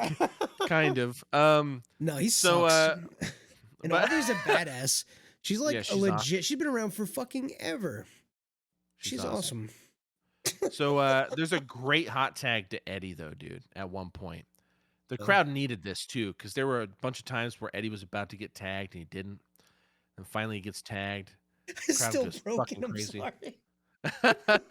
You stay broken, brother. Oh fuck. Jericho eventually hits Eddie with Floyd in the back as he's hitting the ropes, and Aubrey wasn't looking, of course. And basically, Jazz wins, and it was fine. It was a fine match. Clearly, the highlight is Hager not being able to take care of women. That was funny. How'd you feel about this match? It was fun. I think it could all. It was one of the ones I was just like, it's a match. I like seeing Eddie. I think Garcia and what's his nuts are good. I just wasn't into it. It didn't really grab me. I got nothing really to say about it. It was one of the ones I was like, all right.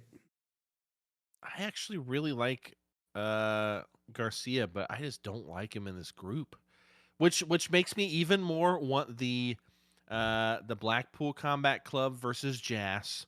And you know what? For as much as I bitch about not wanting Jericho in my feuds, okay, I will accept it if it leads to Garcia jumping ship and joining Blackpool Combat Club. I will happily accept that. Yeah, I think my favorite part of the match actually was them coming out with fucking his shoes.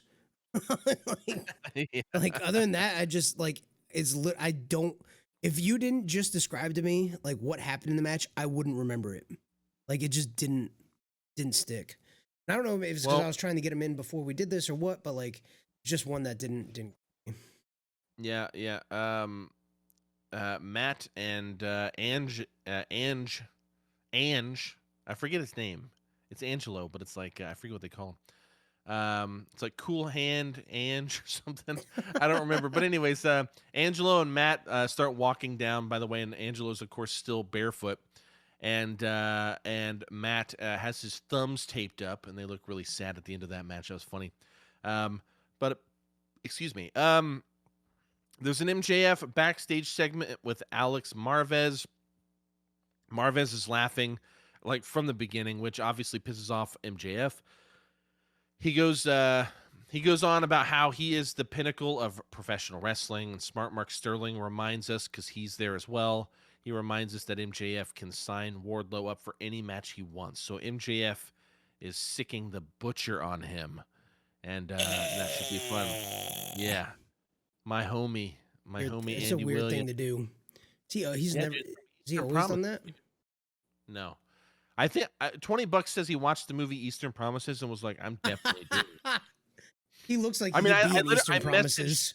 I saw that and I was like, I messaged him after the first time he did it. And I was like, was that from Eastern Promises? He's like, fuck yeah, dude. And I'm like, Really? hell yeah. Okay, Yeah. nice. No, Good he for straight him. up just was like, I mean, in the movie, like, what the fuck's that dude's name? I have the wrong. He plays Mortensen. Aragorn or whatever the fuck his name is. Mortensen, right? Morton. Vigor. Vigo Mortensen. Yes. But he's like a Russian gangster in that movie, Yeah, and all he does is someone's pissing him off, and he just looks at him and just does this. No, he doesn't do any of that. No, the butcher does though. It's my butcher impression. Spot on. It actually is. He looks almost as ridiculous, but he like looks like such a badass. And he has the skullet, which I don't have right now. So, yep. I have a Cash Wheeler mullet though. See, I get it working a little bit. Wow, pretty impressive, huh? All right, best show of the night though. This Moving match on. coming up. Best match of the night. Marina Shafir versus Sky Blue. I was actually hyped for this going in. Unfortunately, Not so much this after. was clunky as It fuck. was so terrible. This was like watching Goldberg wrestle a match over 90 seconds. You know what I'm saying? It was Shafir so. is greener than Jade's hair, dude. Okay. And she eventually submits Sky Blue, and I love the idea of Shafir, and I'm glad she won. The vignette 'Cause they're sold trying it to put so hard. Yeah, they were trying to put her over, so she needed to win. I get it. And I love the idea of Shafir, but she is not there yet. And the No. fact that you're putting her on this stage, well, based on this match, I'll say that. I went back and watched little tidbits from Dark, but I didn't see enough to make an opinion. It's not much better. In part because I just wanted to like see how this played out without having that like tarnish my my lens in which I was watching it. Dude, this was a really bad TV show. Yeah. Like TV match. Yeah, Not TV show, sorry, a TV match. It was everything that's wrong with the underdeveloped AEW women's division. Everything that is wrong with it is kind of right there on display. Just all green talent. Everybody not really knowing how to work with another talent really yet. It just Dude, they were not on the it's like they spoke two different fucking languages. you're fucking telling me it was so bad. Dude, I mean they just it's like everything and the crowd was fucking pin drop silent. That which makes it No one awkward as a gave viewer. fuck. You need to pipe in the fucking sounds like they do for Sammy. Like it's tough. Anyways, that was a rough match, everybody. And then we get another Hook segment with Lexi Nair where he's in the gym and Lexi tries to get Hook to talk. Huh? She's back. She's back, of course. And just as he's about to talk, or so it seems, Mark Sterling and Toni Nese interrupt. Oh. And nothing happens really. They just kind of talk shit, and the camera pulls back eventually as Mark Sterling and Toni Nese walk away. It's Nese basically talking about why he deserves everything. They walk away, and then nothing really happens. But the camera pulls back, and Danhausen is in his exercising gear, and he tries to curse Hook, but Hook just tosses a medicine ball at him and walks away. And of course, that hurts Danhausen because he's a little boy. Do you think that Toni Nese is going to be the guy that breaks Hook's streak? I sure fucking hope not. You think that I could think possibly he needs happen? to go for a long time. I Like don't Kurt think it's Angle possible, long? no, but what's that? Like Kurt Angle long? I think it should go a real long time for Kurt Hook, Angle yeah. was like over a year, wasn't it? Here's the thing. I was at when Taz broke that he's streak. so Just over saying. right now. I was at that That's Royal true. Rumble. Hook is so over right now that I don't think you're going to have a problem if he squashes guys and occasionally gets another QT feud that's real short. You know what I'm saying? Because he's still green. He looks great at what he does, but we haven't seen him hold a match that's much longer than 10 minutes with that QT pay-per-view match or whatever. If that was even 10. So it's like for him to have like a really great match, he needs to be able to hold more time. But where does he go with it though? Right? Like Kurt Angle, if I remember right, right before the streak broke, he held the title during that. Like Taz, no, he didn't beat him for a title. He just broke the. What do you do with him? Like he's just going to do squash matches for fucking 8 minutes every week? Like, yeah, but here's the thing though, with wrestling storytelling, this is like a key thing. Like you can't use everyone all the time, right? So don't especially even when try you have to one use show a week, basically. Yeah. Like don't overuse Hook and just let him keep doing this until you can use him. ROH pure like, title? That's the way to do it. You know, I don't think he even needs it. He doesn't need a title yet. Like he's still getting over on his own. Like whenever he can actually wrestle a match, like proper, not a squash. Because even his QT match, he sold a little, but he squashed that motherfucker in just an extended squash match. You know what I'm saying? I guess he needs to wrestle like, someone that can actually beat his ass. Where does it end though? where does he go? Right? He doesn't Oh, well, I talk. mean, He doesn't shoot. He doesn't do anything. Like eventually, he has yeah, to do so, eventually he'll lose. to Yeah. Danhausen. Imagine if they do that to him. They fucking do him dirty like that. Danhausen's I first mean, fucking match it's not a Vince beats. McMahon show, dude. So I need Danhausen to get in the ring. I need to see this dude wrestle. I didn't know he had tattoos until the show. Like that dude there's is a lot. tatted up. Yeah. The chest tattoo, that shit hurts. Yep. Yep. You should. If so, if this big announcement on Wednesday, real quick, speculation. If this big announcement on Wednesday is a streaming service, then you can watch Every time Danhausen there's wrestle in announcements. Ring of Honor. I mean, I could just Same. go on fucking YouTube and pull it up too. What? It's Danhausen matches.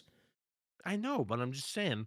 I just want to throw. You're just that trying in to there, get back on fucker. Tony's good side after we get copyrighted by him.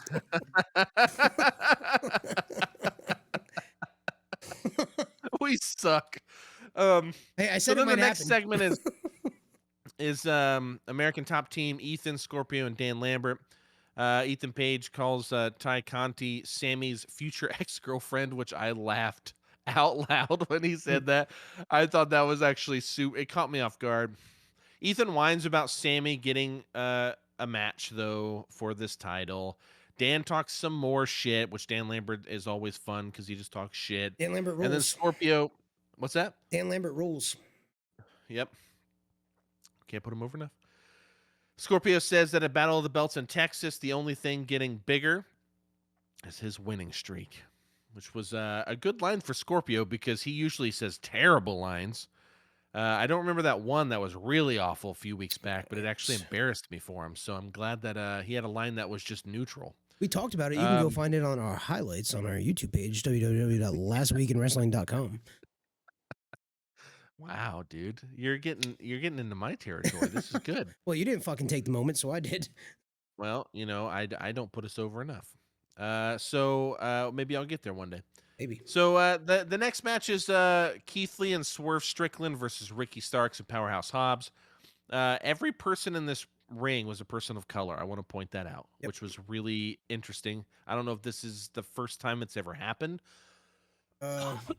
We talked about this a while ago, right? It was I know that there have been singles, but I mean in terms of like tag matches, I don't know if there's been like even that many people of color in there. Yeah, that's what I mean. Like everyone in the ring, which is pretty cool. Yeah, wasn't a bland white. It was good. Yeah, Starks got a mighty pop as a hometown boy. Yeah, the dude, every town's his hometown, so apparently. Yeah, dude, it was pretty big. Yeah. And then Keithley got a big pop too because he's perfect. Because he's fucking. And Keithley. then Powerhouse Hobbs, he's gotten much better, man. And I love a lot Will better Hobbs. than when he started. I fucking love Will Hobbs, probably as much as I love Keithley, and that's a lot. Dude, Hobbs has gotten so much better since he first came in, and I'm finally ready to just be like, that motherfucker is cool. Yeah, he is fucking. Because I never felt that way. I always thought he was just like cool, But like, no, he's just like a big fucking dude. cool now, Yeah, and the fact they're letting him talk a little bit more now, like he is a cool dude. Man, I'm like getting hyped about this guy. And he's strong as fuck. Starks, yeah. Starks got a pop when he was tagged in, of course. Lee throws both of the Team Taz members out of the ring, and he tags Swerve in, and Swerve jumps on the top rope. Lee kind of leans against the ropes, and Swerve jumps off the top rope onto Lee's chest, and then moonsaults off of Lee on the Team Taz. I love how happy both of them were to pull this off. Because Swerve played it so fucking cool, like went right? Halfway up actually went all the way up the ramp. He was playing it super Swerve cool as always. Lee was laughing and just loved it. Cracking up. I was so proud. It was a super fun moment. It was really great. Yeah. They were actually a great tag team. I don't want them to be a tag team, but they were actually really good. I mean, I'm over on both of those guys, and I think I like Swerve a little bit more than you do. While I agree he hasn't been great in AEW, just his charisma and the way he holds himself. Yeah. I love that suave motherfucker type deal. But Hobbs did a little bit of himself. I think it was like one of the first movesets when Keithley and Hobbs got into the ring. Like Keith knocked him over, and the crowd was doing what the crowd does because Keithley, and like Hobbs did a little bit of his own storytelling. He did the like making fun of it a little bit. Yep. It was fun to He's see. been doing that more lately. Yep, I it's fun. mean, dude, it's great. Yep. Also, fucking Lee.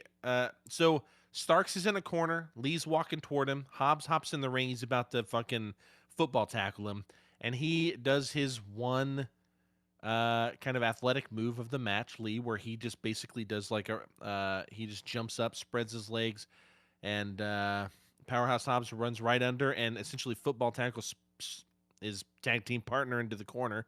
And let me tell you this, Lee's such a big dude.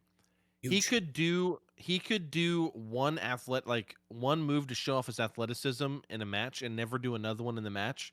And you will remember that and think, fuck, that guy's athletic. Dude's You know what I'm 380 saying? pounds, 6'6". You Yeah. see what he did? Dude, yeah. Why can't I think what that's called? I want to call it a frog jump. That's not what it's called. What the fuck is that called? It's where they do the leap over. Yeah. No, It's the not a frog leapfrog. is different. The leapfrog is different. Yeah.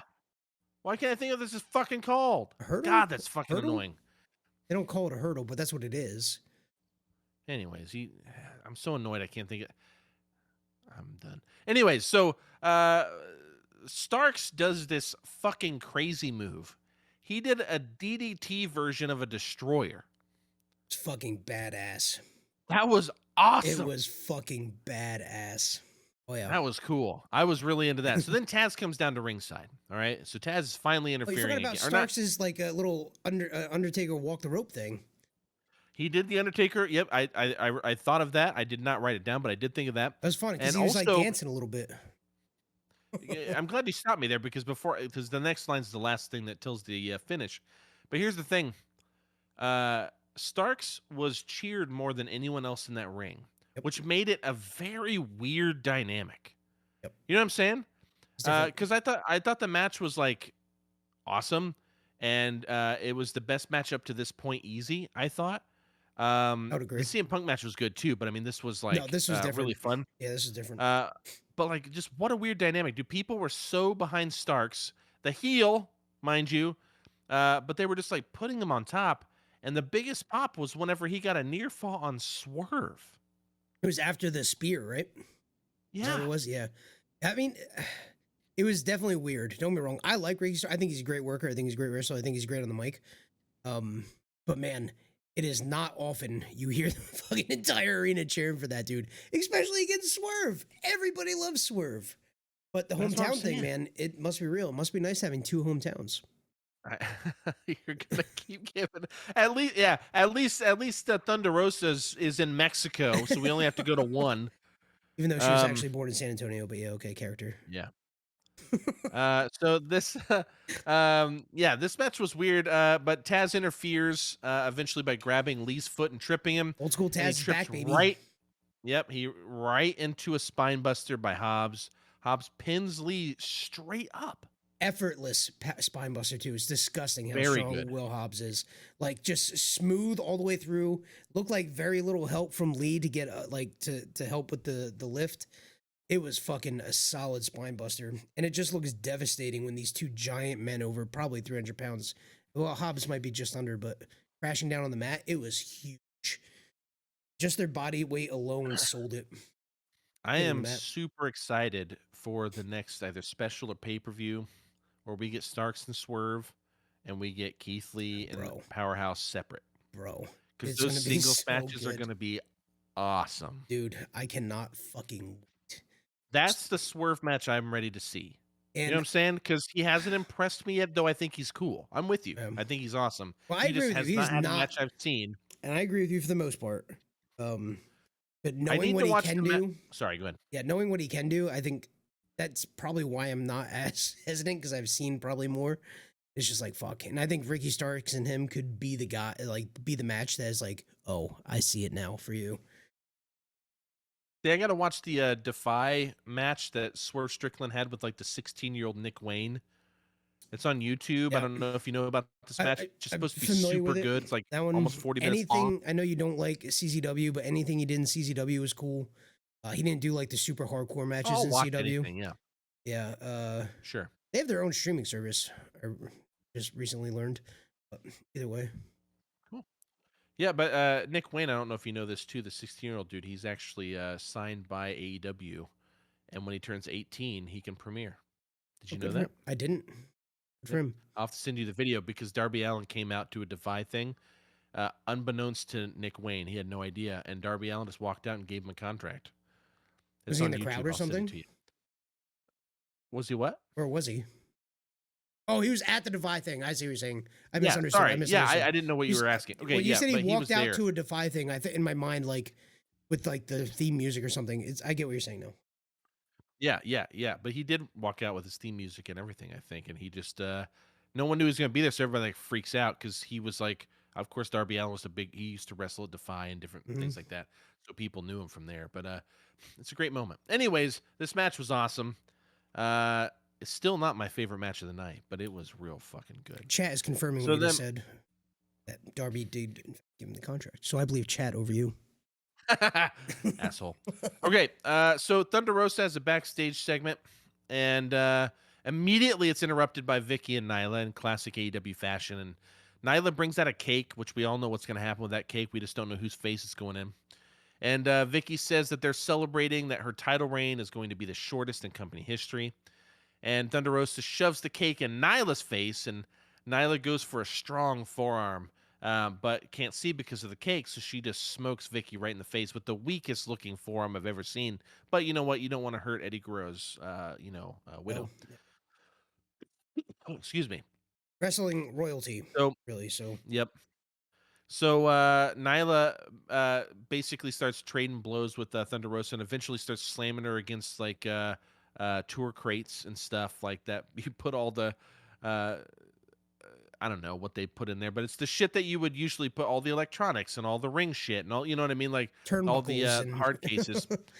And they're getting slammed into all this shit, and eventually security comes and breaks them up, and they just fucked up Thunder Rosa. And Nyla says, "Joke's on you, heifer. I love cake and violence."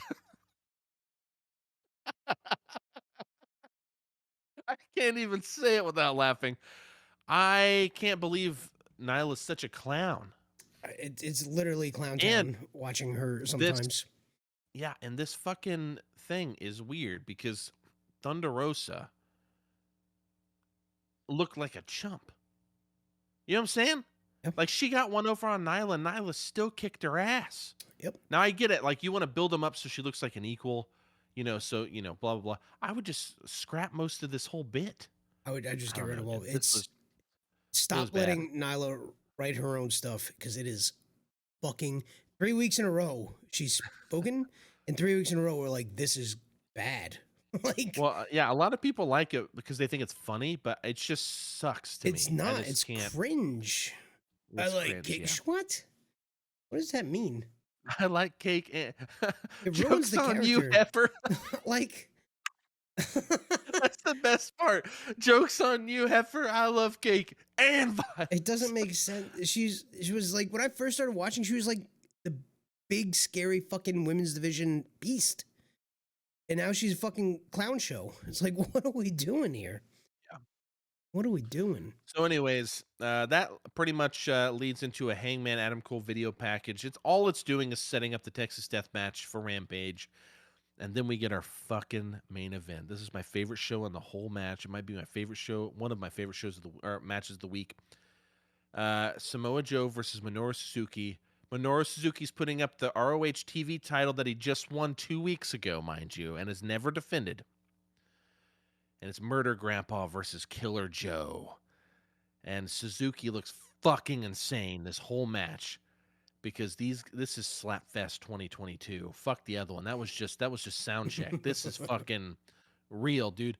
These dudes slapped each other 104 times. Is that true? And that's what I've been told. Someone actually took the time to count it. Inside source. Yep. Samoa Joe was visibly bruising. Yeah, you can see the black and blue By the like end of up this. here on his shoulder.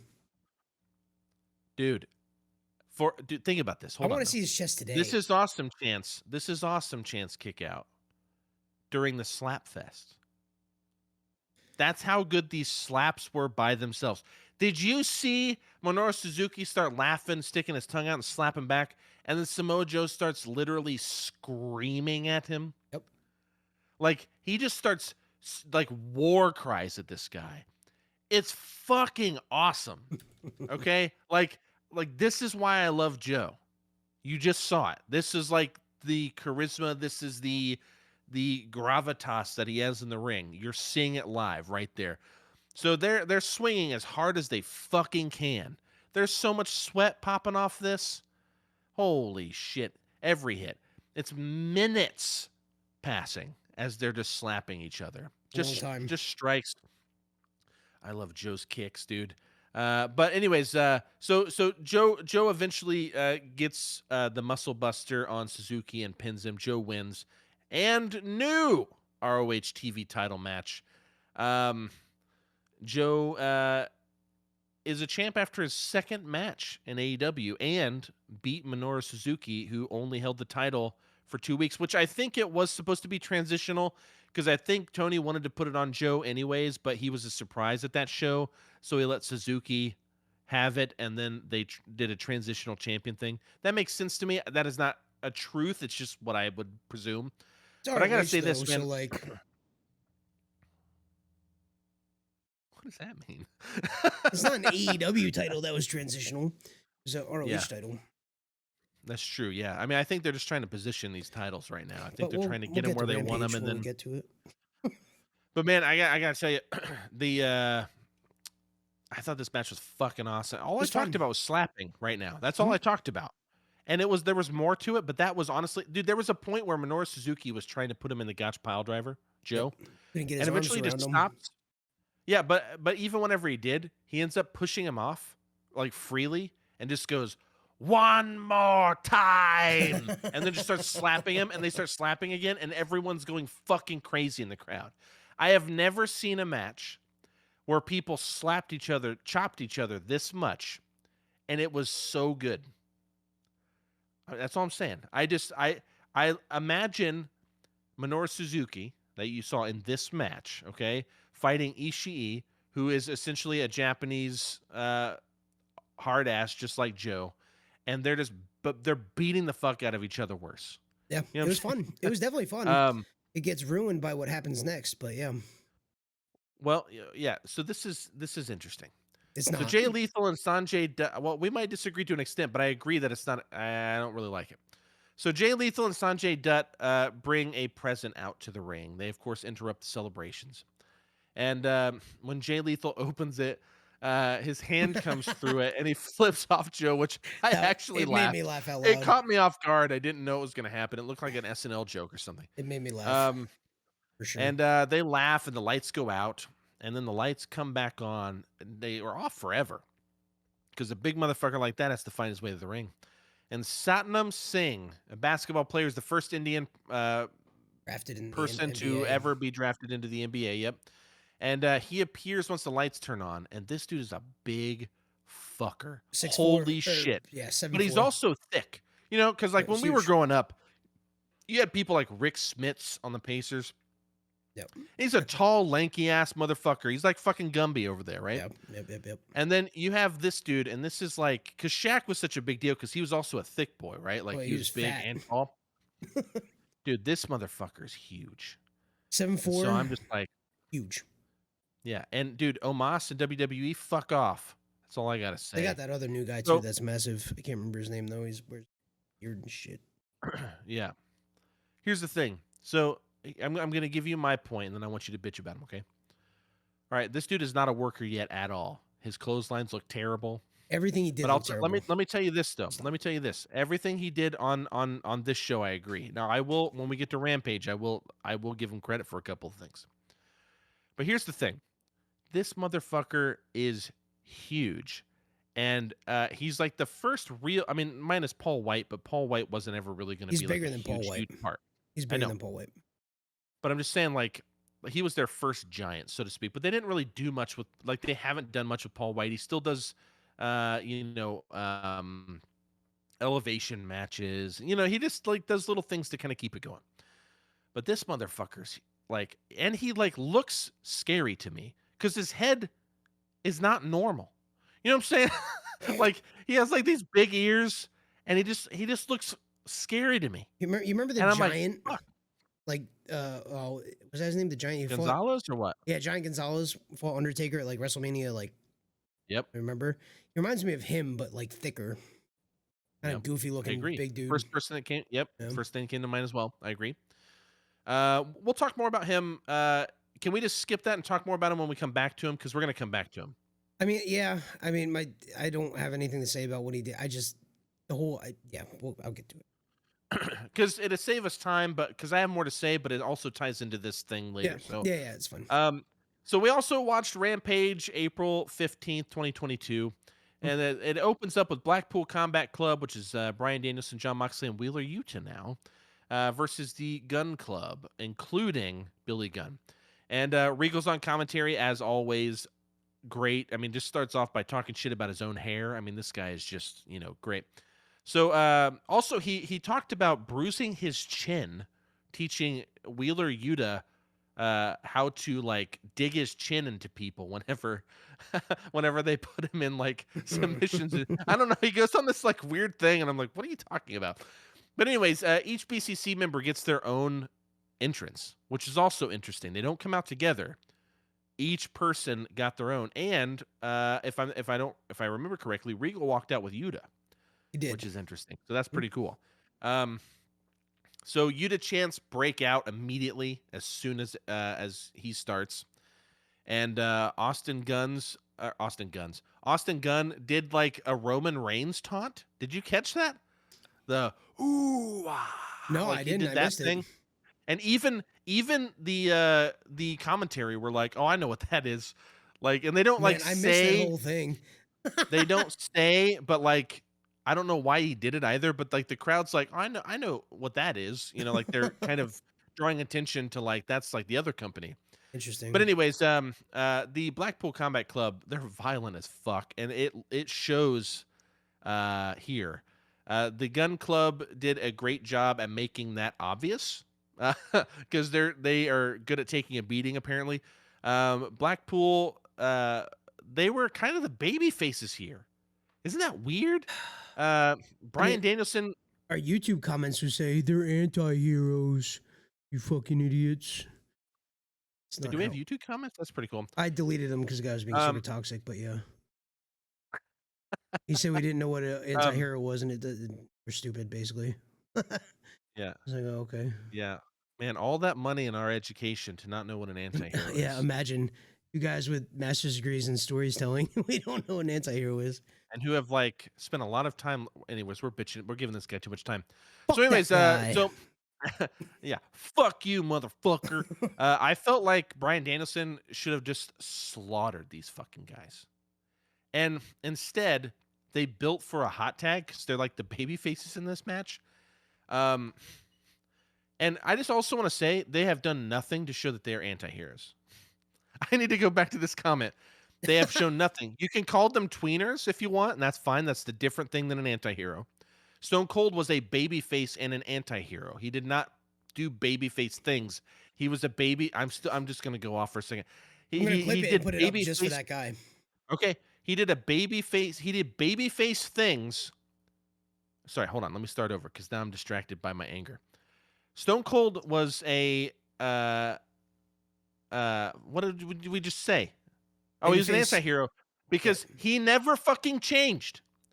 He was always a bad guy, but the crowd put him so fucking over, and McMahon and the booking team or whatever, which is McMahon, um, basically always they would put him with people that were worse heels than him, which made him look good, or they'd put him up against good guys and make him the heel.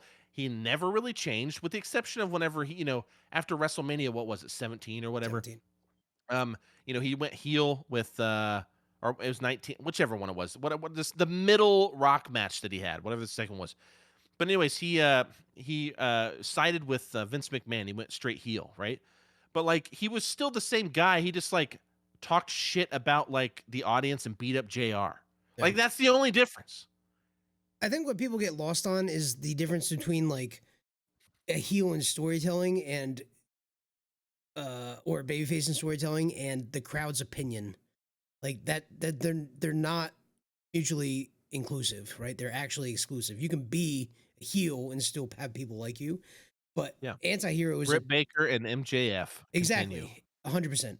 Being an anti-hero is a character arc. It's not just something that happens because the crowd cheers you. You fucking dipshit. Hey, if anybody ever wants to comment on our shit, we won't talk shit unless you're being a real asshole about it, okay? Unless you're Then a we'll talk some fucking serious idiot. shit, which might be what you want, and in which case, I guess we're giving Yeah, you what you want. you win. But anyways, I'm done with this guy. So we're just egging him on. You know what I'm saying? Please just Anyways, keep so commenting. Give us that engagement. I don't care. yeah. However, so I think Bryan Danielson should have beat the fuck out of these guys, but instead they built for the hot tag because they're like the baby faces in this match. So I was a little disappointed that he was like literally getting his ass kicked, and luckily it was by like Billy Gunn, who's like Big Daddy, right? And he Hall like of comes Famer, in and legend. I mean, yeah, at least it was him, yep. right? Especially. But I really wish he'd have slaughtered them. But he did get the hot tag, which was good, and people got hyped. Yuta ended up in the ring with Billy at one point, and ends up rolling him into a bridge to win. Rolling him up with a bridge to win. Blackpool it was Combat bad. Club. It was a rough bridge. He almost didn't It get was. it all the way through. It but was. I think it it's was. a height difference thing too, because Billy Gunn is fucking huge, right? He's a big dude. And He Yuta is the definition of deceptively big. Yeah, like I think he's actually like 6'6". Like he is fucking big dude. And Wheeler Yuta is not that. So like watching him try and like do the bridge over, I was like, oh God, is he gonna get it? Is he gonna get it, or is he just gonna get flung over the fucking rope? Yep. It was but they won. BCC were the victors. Yuta is so over now. I love him. I didn't always, but I love him because they've given me something to care about. They've really built him up. Wearing different pants, tights. Different. They basically just took the color out, but yeah, different tights. Hey, they're monochrome now. The show is badass. Yep, and some some people talk about his hair should change, and I'm just like, what are you gonna do with it? Let him fucking grow it out or something. Then He's it's got gonna a take sick time. fade. He's got a sick fade. Let it go. Give him some fucking time. Anyways, bro, imagine Wheeler with a fucking mullet like I have. An Eddie Guerrero mullet, dude. Man, I loved Eddie's mullet. So really that's what I should aspire for. You should, yeah. The Butcher versus a mystery opponent. Of course, this is a squash match. You know how I know it's a squash match? Mystery opponent? It's not because the guy's already in the ring. It's not because it's a mystery opponent. It's because they never fucking said the guy's name through the entire match. So if they said it during the announcing, it was completely covered. I don't even have a name for the guy. I was listening to a Wrestling Observer, like the Brian and Vinny show, and Brian knew who he was. I guess he was like a New Japan Strong guy or something.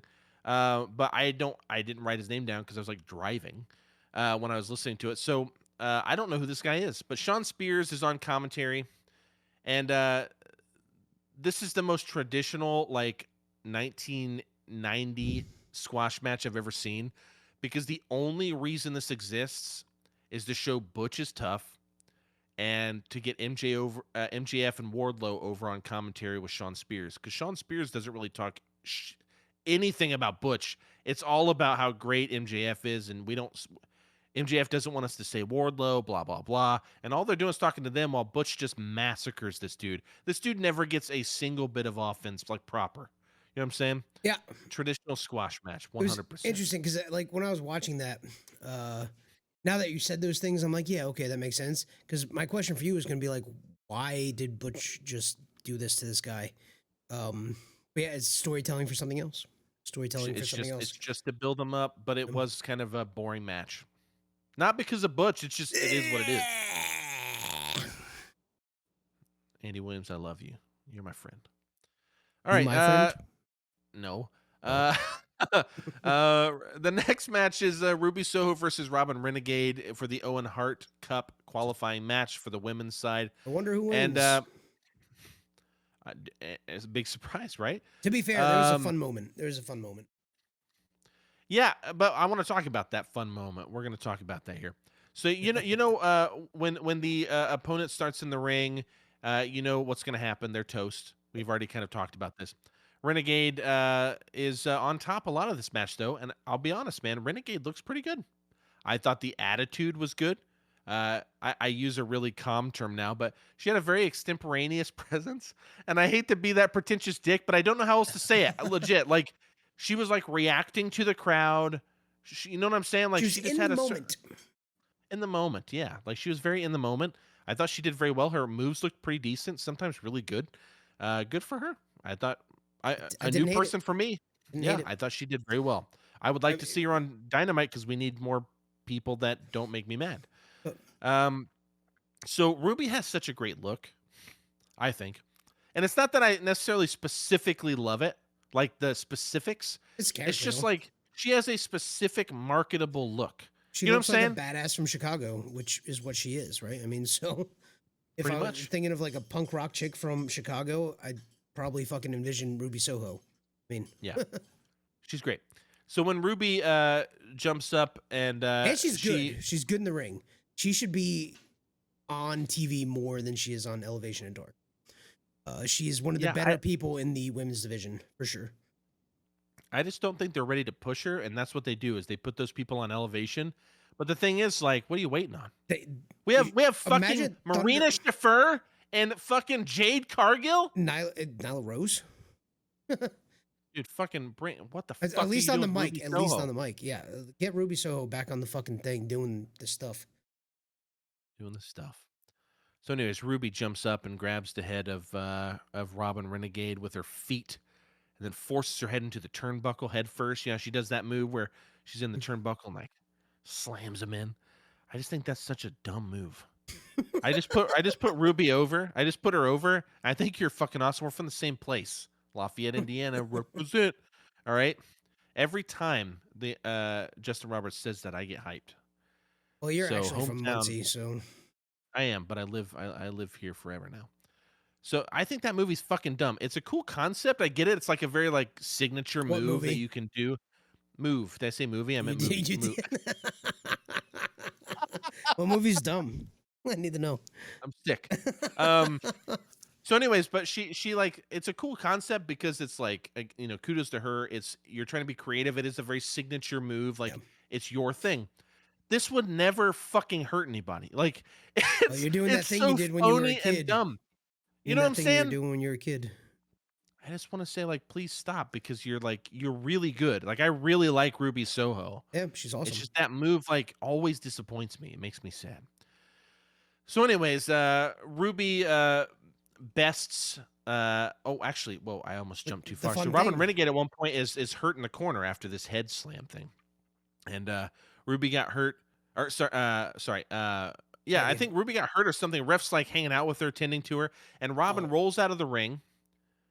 And then her twin sister, which I don't think they're actually twins, but her They're in pretty storyline, twin close. sister I mean, they're pretty. Charlotte Renegade comes into the ring and busts the old Hebner twin Yep. gag and gets in her place. But here's the thing, though. This is my criticism, but also the match. They blew their load too quick with this whole twin thing. Okay, the old twin surprise, because Man, Ruby phrasing. ends up. No, I did that on purpose. Ruby beats the fuck out of Charlotte Renegade too. So then Charlotte rolls out of the ring, and then Robin gets back in, and then Ruby beats the fuck out of her, and then it bests them both, and then ends up pinning Robin by using the Blade Runner, which is Jay White's move, by the way, which was interesting. So then Ruby is in the Owen Cup, which is awesome. Super happy about that. Definitely someone who deserves to be in it. But then you see the Renegade sisters walking up the ramp, Like they laughing and won. pointing at her like they got one up on her. I just don't blow your load that quick. That's all I'm saying. They could have played that one Sometimes off. you just have to pace yourself. They don't. Man. They could have played that out. But what that tells me is that there is no plans to push the Renegades. So, that was a one-off thing for this fucking match with Ruby, and now we're gonna go back to them being on Dark and Elevation. So We'll see because I'm gonna be optimistic and say they're gonna work him in. That is pure wishful thinking do you because think I thought these two looked better than I would say 75% of the women's division we see on TV. better than Sky Blue? On a good I day, like it more. the Sky match Blue's a good Wednesday wasn't good, Sky but Blue. Yeah, Sky Blue. If she actually keeps working and gets some experience, I think she would actually be a good worker. Better Like than I think Willow? she's good. I think Willow's good. Yeah. You think the Renegades Uh, are better than Willow? no, I think Willow's good. I think Willow's a different league than them. But Renegade needs to like. I think the Renegade sisters could do something. I liked them.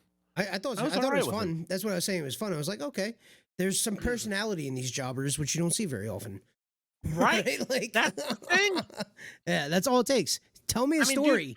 Tell me about you. but part of it was like them beating the fuck out of Ruby Soho for part of the match, Yeah. and they were like giving shit to the crowd. They looked bigger than they were, Yeah, it was and that's fucking how cool. you fucking Yeah, I get think over. when they brought him in, like Robin was like 0-3 or some shit like that. There was no shot. But I was like, oh, okay, I see what's happening here. Like No this is fucking chance. fun. Yeah, that's just Yeah. what you got. Yeah.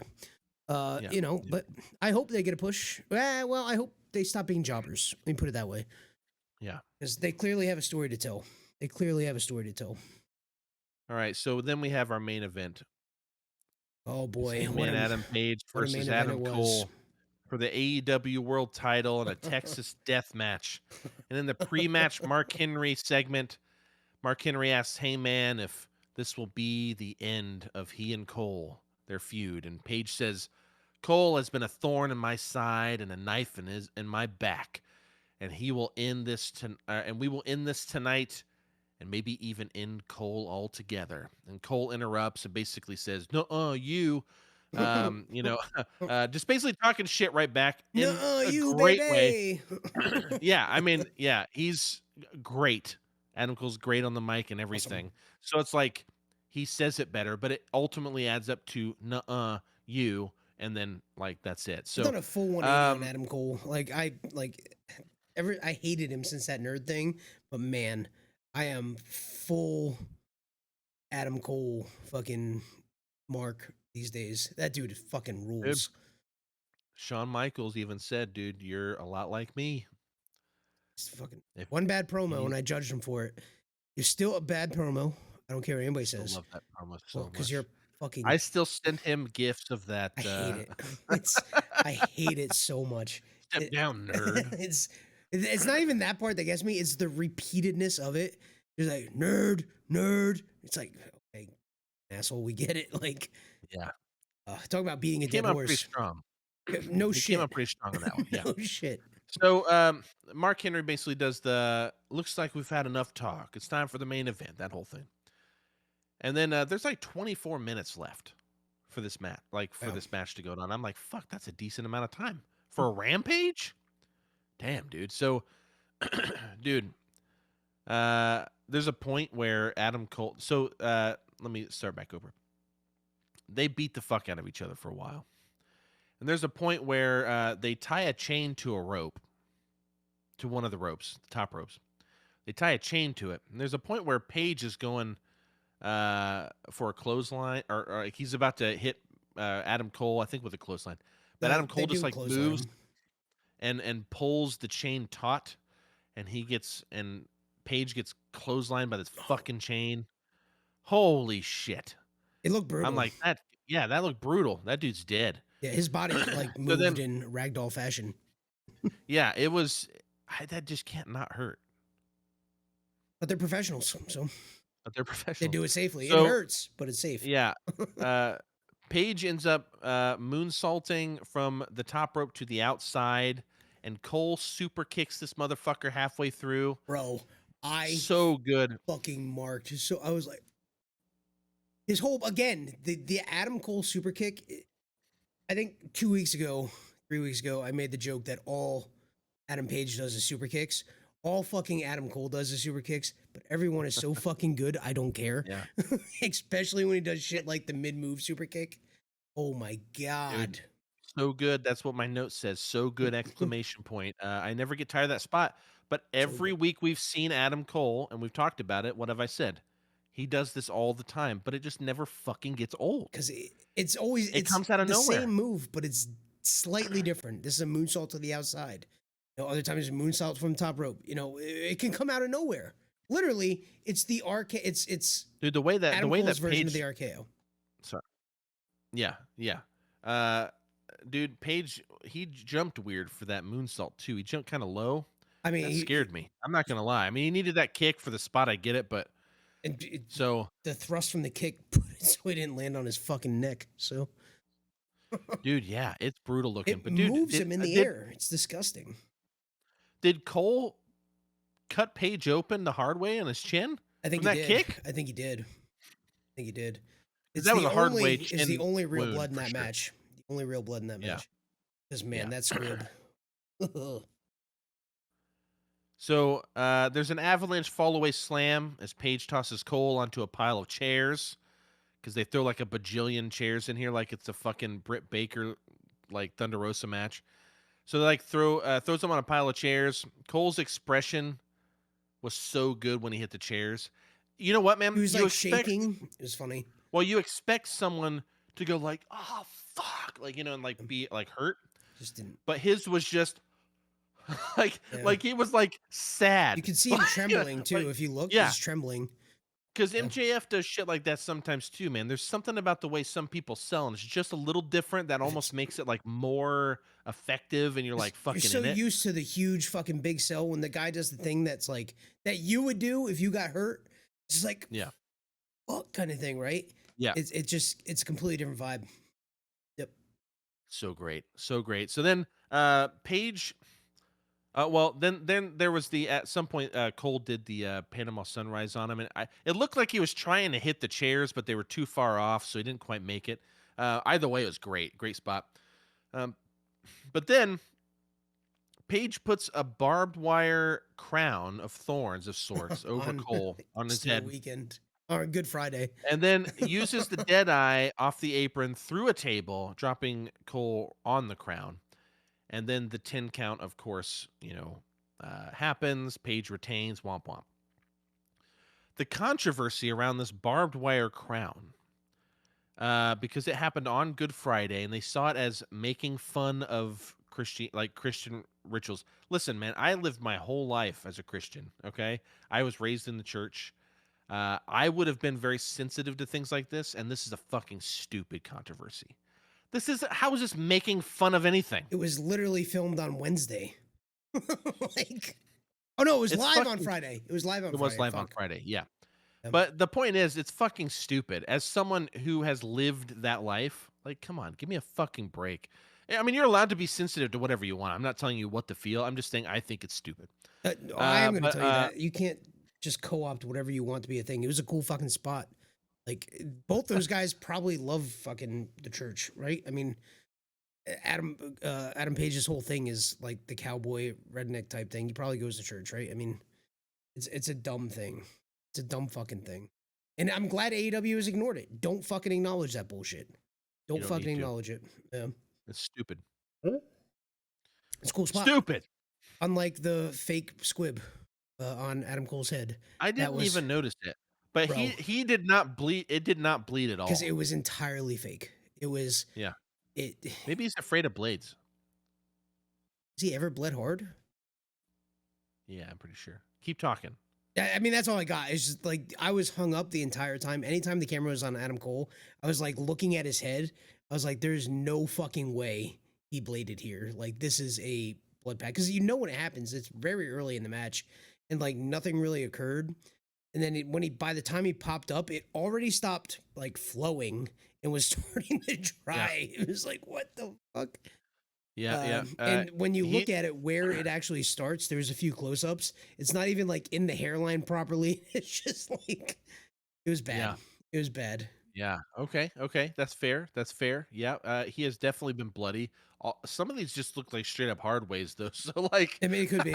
I'm sure he's bled before. I wasn't insinuating that he wouldn't, but like, no, I wanted to know. Was clearly not. This one was clearly not any blade or the hard way. It was clearly fake. I thought this match was a lot of fun. It was okay. I didn't love the match, but I had a lot of fun with it. I like the spots more than anything else. The moment I will say, I liked Adam Page more than I've liked him in any other match in this one.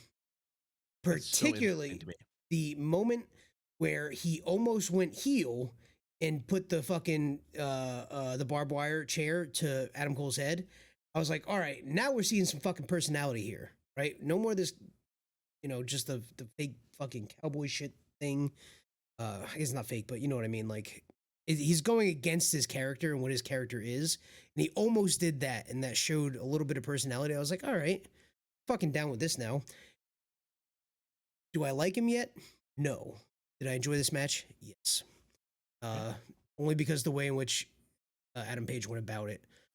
He did a great spot though, where it looked like he was gonna do a moonsault or something, and Adam Faked him Cole out. did the super kick like early, and then he got him. That was great. That I was mean, great. But like I again, said, a big part of that was Adam Cole selling too. I mean, it was true. both of them. You know, Well, that's the really, thing. really Like great. a good wrestling match is both guys working together and make the thing happen. Yeah. And this, in my opinion, is the best match I've seen Adam Page in. Maybe Yeah. aside from Kenny Omega, but you know, Yeah. that was fucking 8 years ago at this point, right, or whatever it was. So long time ago now. It wasn't that long ago, but it's been a while. Been a while. So I don't remember if you did, but I watched AEW Battle of the Belts on April 16th, kept 2022. falling asleep. Um, Kept falling asleep when I tried. I know what this was happened. not a fucking great show, I'll just tell you that. I have an injury report when we get there, but Okay, Sammy Guevara versus Scorpio Sky, a TNT Championship. Let me tell you this. This was let me look down the card here. it's 3 matches. Yeah, okay, this was the best match on the show easily. I thought it was actually a really Wrong good show outcome, though. match. Here's the thing. There's a lot of talk about, and this is talk. This is dirt sheet talk, so who knows? Like, I'm not trying Tony to put Khan any more pays them, validity. so I know, right? But Scorpio was supposed to be getting like a push. Like, from what people hear, AEW is they want to do something with him because they like him, you know. they should. It's fun. So the crowd starts off booing Sammy's, He had all the heat. uh, He had all his the heat. advancements, basically, maybe you could say, in the match, and him getting like any kind of up, and then cheering Scorpio. This is so going back to this stupid dipshit that wrote stupid shit about antiheroes. The thing is, like, this is a perfect example of how a crowd can turn you and fuck your character, right? Oh yeah. So you hear "Let's go, Sammy." Sammy sucks. Back and forth chants. Scorpio throws Sammy into the corner and just starts raining punches, dude. And the crowd starts going crazy. You'd think Scorpio was like straight up the babyface here, even though he was trying real hard to not be. And then Scorpio's backbreakers look so fucking good. This guy is this the one? I don't. You won't know, but I want to say this is the one where maybe I'm thinking of it. Maybe I'm thinking of a different show now. One show I watched, I didn't write the note down, but someone gave a backbreaker. I think it was Tom Lawler in the New Japan one, but either way, I'll say it. But there was a point where they gave like 2 backbreakers or something, and then the crowd just started going one more time, one more time, and it might be this one. I can't. I'm getting them mixed up. It's kind of getting lost in my memory. But if it was this one, that's hilarious because people want Sammy to get hurt. Ethan Page runs out to the ring and pulls Scorpio out of the ring whenever he's about to get beat. Ty comes running out, starts screaming at Ethan Page, of course, and Sammy does a fucking shooting star press off the top rope to the outside and just hits the ground so fucking hard. And then no sells it though, so he can act like he's like hulking up, right? But like, dude, that dude fucking hit the ground so And hard. that's his thing, though. I mean, Yeah, it's I true. used to be all about it, and now I just fucking hate him. So Yeah, but then Ethan Page got busted open hard way, which Yep. was unfortunate for him. But then Ty interferes, which leads to uh, Adam Page, and I have to be really careful with names now because there's a lot of pages going on. But Ethan Page and Lambert call Van Zant down. That's very hard to talk about right now. Down to the ring, and Ty and Van Zant start just duking it out. I actually thought their duke out looked pretty good. It was just like a cat fight. And then while the ref is distracted with this whole shit going on, Sammy fucking low blows Scorpio and then hits him with the GTH 1-2-3. Sammy wins and becomes a 3-time TNT champion. And then as they're walking back to the ramp, they start like having a tongue wrestling match because they start making out like hard R tongue on TV. they cut away so fast. They are definitely heels. Yes, they now. know what's Like, happening. They can't be good guys. It sucks. Yeah, and that's smart. Like, but I have to give Sammy props. Like, if you know that people fucking hate you, But go it's with not it. Like if good. Tony's It's not good. They hate it because it's actually fucking stupid, right? It yeah, has to but be. yeah, but a lot of times with things like that, it's the same thing with John Cena, Roman Reigns. When people fucking hate you, whenever Roman turned, he's the biggest fucking star there now, right? Maybe next to like some of the part timers like Sure. Brock. And so I'm not saying I'm gonna like Sam anymore, but Sammy's fucking great in the ring. I Yeah, love no, him in the Bell ring. Belly guy's amazing, but So man, like ever since Ty's been around, he's garbage as a character. yeah, it sucks. And so as bad guys, we'll see how this goes because they have to be. If they try to act like baby faces still, this is the biggest mistake you could ever make. I You think the are thing heels is, now. like, it might be a little bit too smart for some folks, though, because they might be trying to be baby faces, but don't realize, like, you know what I mean? Like, they think in character that they're baby faces. Well, the problem is that like a lot of people that aren't big wrestling fans think that they're cute and they like them, but like all wrestling fans hate them. Yeah, because You it know what I'm saying? sucks. Yeah, it does. This match was actually really good. But yeah, that outcome's weird because like Transitional what champ. like but no, here's the thing though. Because he talks this big game about Scorpio Sky does about I'm gonna like fuck this open door challenge shit. Like you're gonna earn it if you're gonna fight me for the title. He won it off of Sammy Guevara. Why did Sammy just beat him here? There's literally no reason for this. I don't understand what the thinking is. Tony, call me. Let me know. I don't really know what's going on. But the next match is a very strange one. It's a Ring of Honor match. This is Dalton Castle versus Jonathan Gresham There's the for the injury. ROH World Championship. All right, we'll get to it then. Dalton Castle comes out. He's a fucking geek walking down to the ring. This guy's Man, so I over the don't know top. who this fucking dude is, but I love him to death. He is. I am so on the. This guy's a great worker, but I just, dude, he is a lot. Because I don't give But a shit it's like about him and don't know who he is, I thought it was fucking hysterical. that's what I'm saying. It's like part of me loves him, and part of me's like, I don't know if I like I you don't at think I could all. deal with it every week and seeing him on my normal shows, but for this, it was fun. Yeah, Gresham is a solid 5'4", all right, but he's built like a fucking tank. Technically sound, comes out with his fucking Cthulhu mask or whatever the fuck that is. 'Cause he's the octopus. Yeah, he's a monster. But dude, I love how the crowd is like mostly like, who the fuck are these guys? Like, unfortunately, the crowd was like largely dead except for the high spots. But you know, they're taunting and performing to the crowd like 80s wrestlers is all I kept thinking of, because a lot of their stuff was like Gresham would do something to Castle, and then like he'd stomp on his foot or something, and then Gresham would just look at the crowd and just go, yeah, and it's just like these big references, and it's like, fuck, you didn't do this at Supercard. Like, what do you?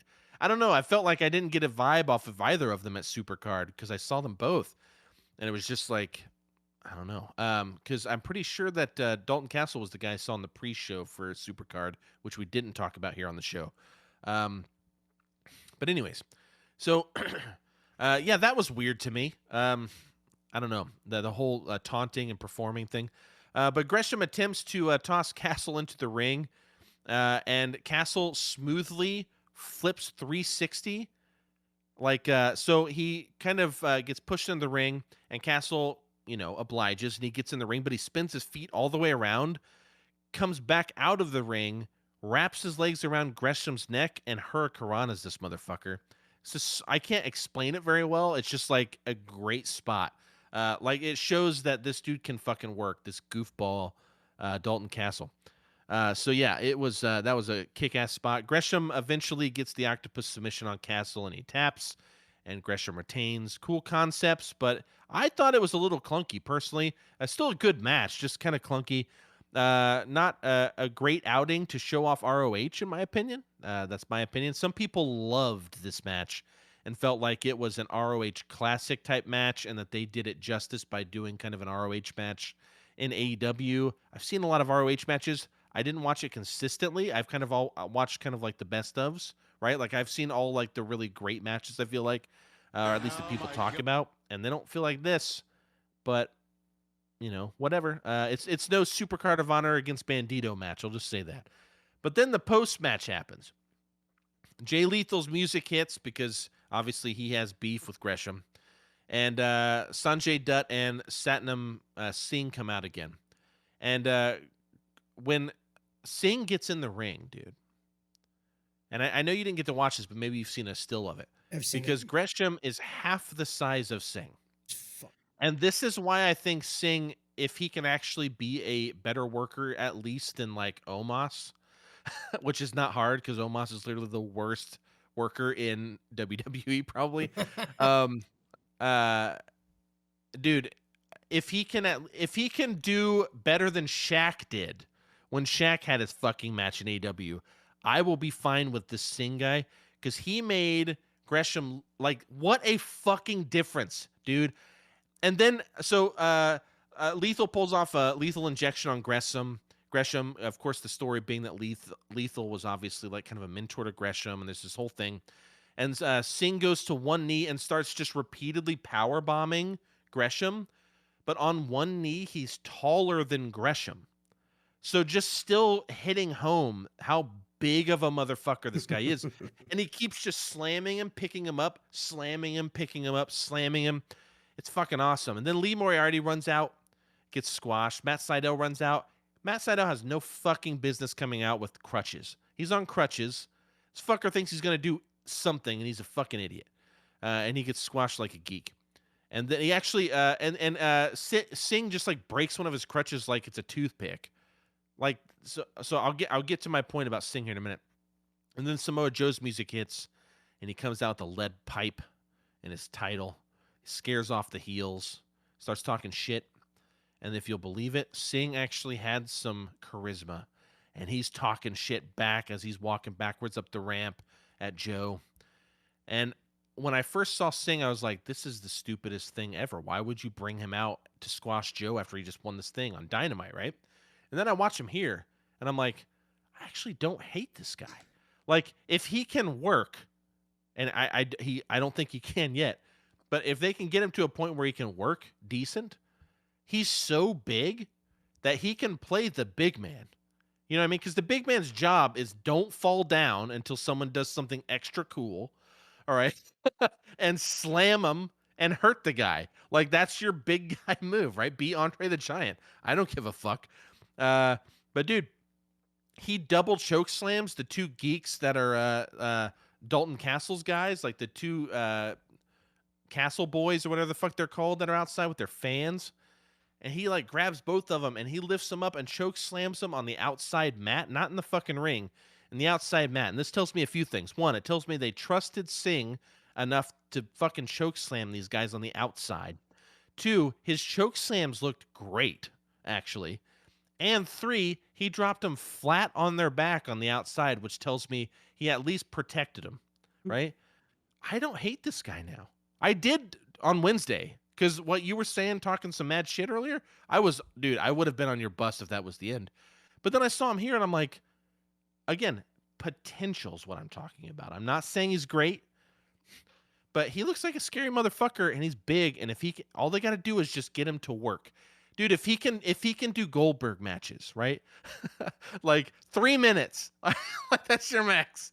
If he can at least get there, I think we're all right. But even if he's just a glorified manager that gets in the ring every once in a while, he's so big. Like, it just like you could put anybody in the ring and it's David and Goliath. You know what I'm saying? So give me your whole spiel. Well, right now you sound like Vince McMahon. Okay, just saying. He's so big. That's all that fucking matters. That's all I care about. That's all I'm hearing. That's all I'm hearing from you. My thing is, I am the entire idea of bringing folks in from other sports. It just doesn't work for me, right? Like and maybe it's because I follow other sports. I know this guy from basketball, and like I just like I don't want to see. I can't break that. I can't see outside of like, this is just the fucking big center that got drafted by the Denver Nuggets, right? That's what he is for me. Maybe if I saw what you saw, I have to go back and watch it. I'll be like, okay, maybe he can actually wrestle. But it seems like I didn't say he could wrestle. I just said he had a move that looked good. He had potential. You say he had potential. But you know, so did fucking Dennis Rodman. So did Shaquille O'Neal. So did fucking Tyson. Right? Like, it never fucking works out. And hold on. I'm not. Who did you say? Because it like froze up. Tyson, Shaq, Dennis Oh, yeah. Rodman, like all those guys. Dude, but hold Anytime on, they whoa, bring whoa. Lawrence Taylor, like every time they Hold bring on, sports folks in, it whoa! You're sucks. bringing people in that are just like one-offs. Of course they're gonna suck. They're Look not at all the wrestlers. MMA fighters. Half of them are garbage. Bring in a fucking NBA player. There's no shot. It's No not gonna be. shot. You got no shot. It's gonna be garbage. It's gonna be trash. I don't agree with you. He's not gonna be good. Here's the thing. The entire reason they hired him is to draw in the India audience. They literally said that. First off, Not because he has potential. Shaq's match was actually fucking great for a guy that had only worked for like 3 months, and then he did the job, right? But that's a one-off. He's not supposed to be good. It's a gimmick match. That's the whole point. The whole idea with this is I don't think that Satnam Singh, I could be wrong, but my understanding from everything that I've read and listened to is that he's not just a one-off. Like, he's like going to be a part of this show. This is going to be a thing. No, because which he's that gonna be means trash. Because development. they always are.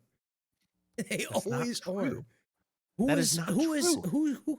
Who has made that First off, transition? you're just like a fucking hater with a lot of these people, anyways. So we're just gonna disagree on Who on some made of these that people. transition well?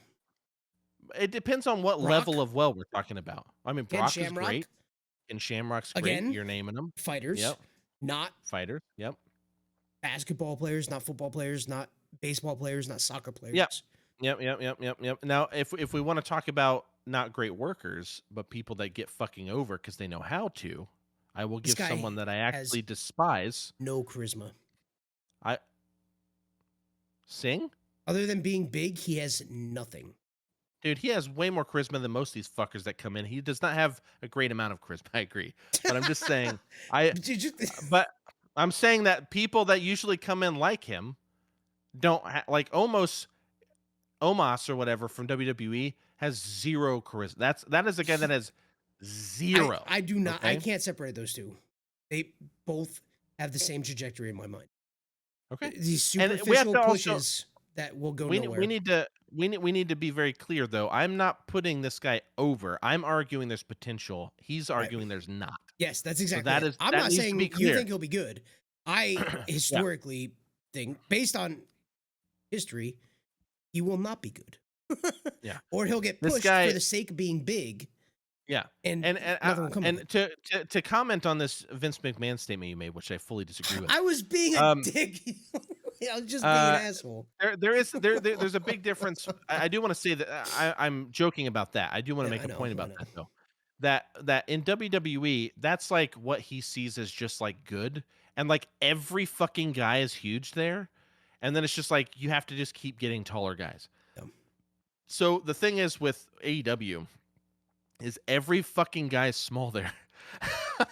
So when you bring in a big guy, it actually matters now. And this is a thing that Vince McMahon doesn't understand. For someone who is a huge storyteller, which you're into storytelling, this is a great storytelling opportunity that writes itself.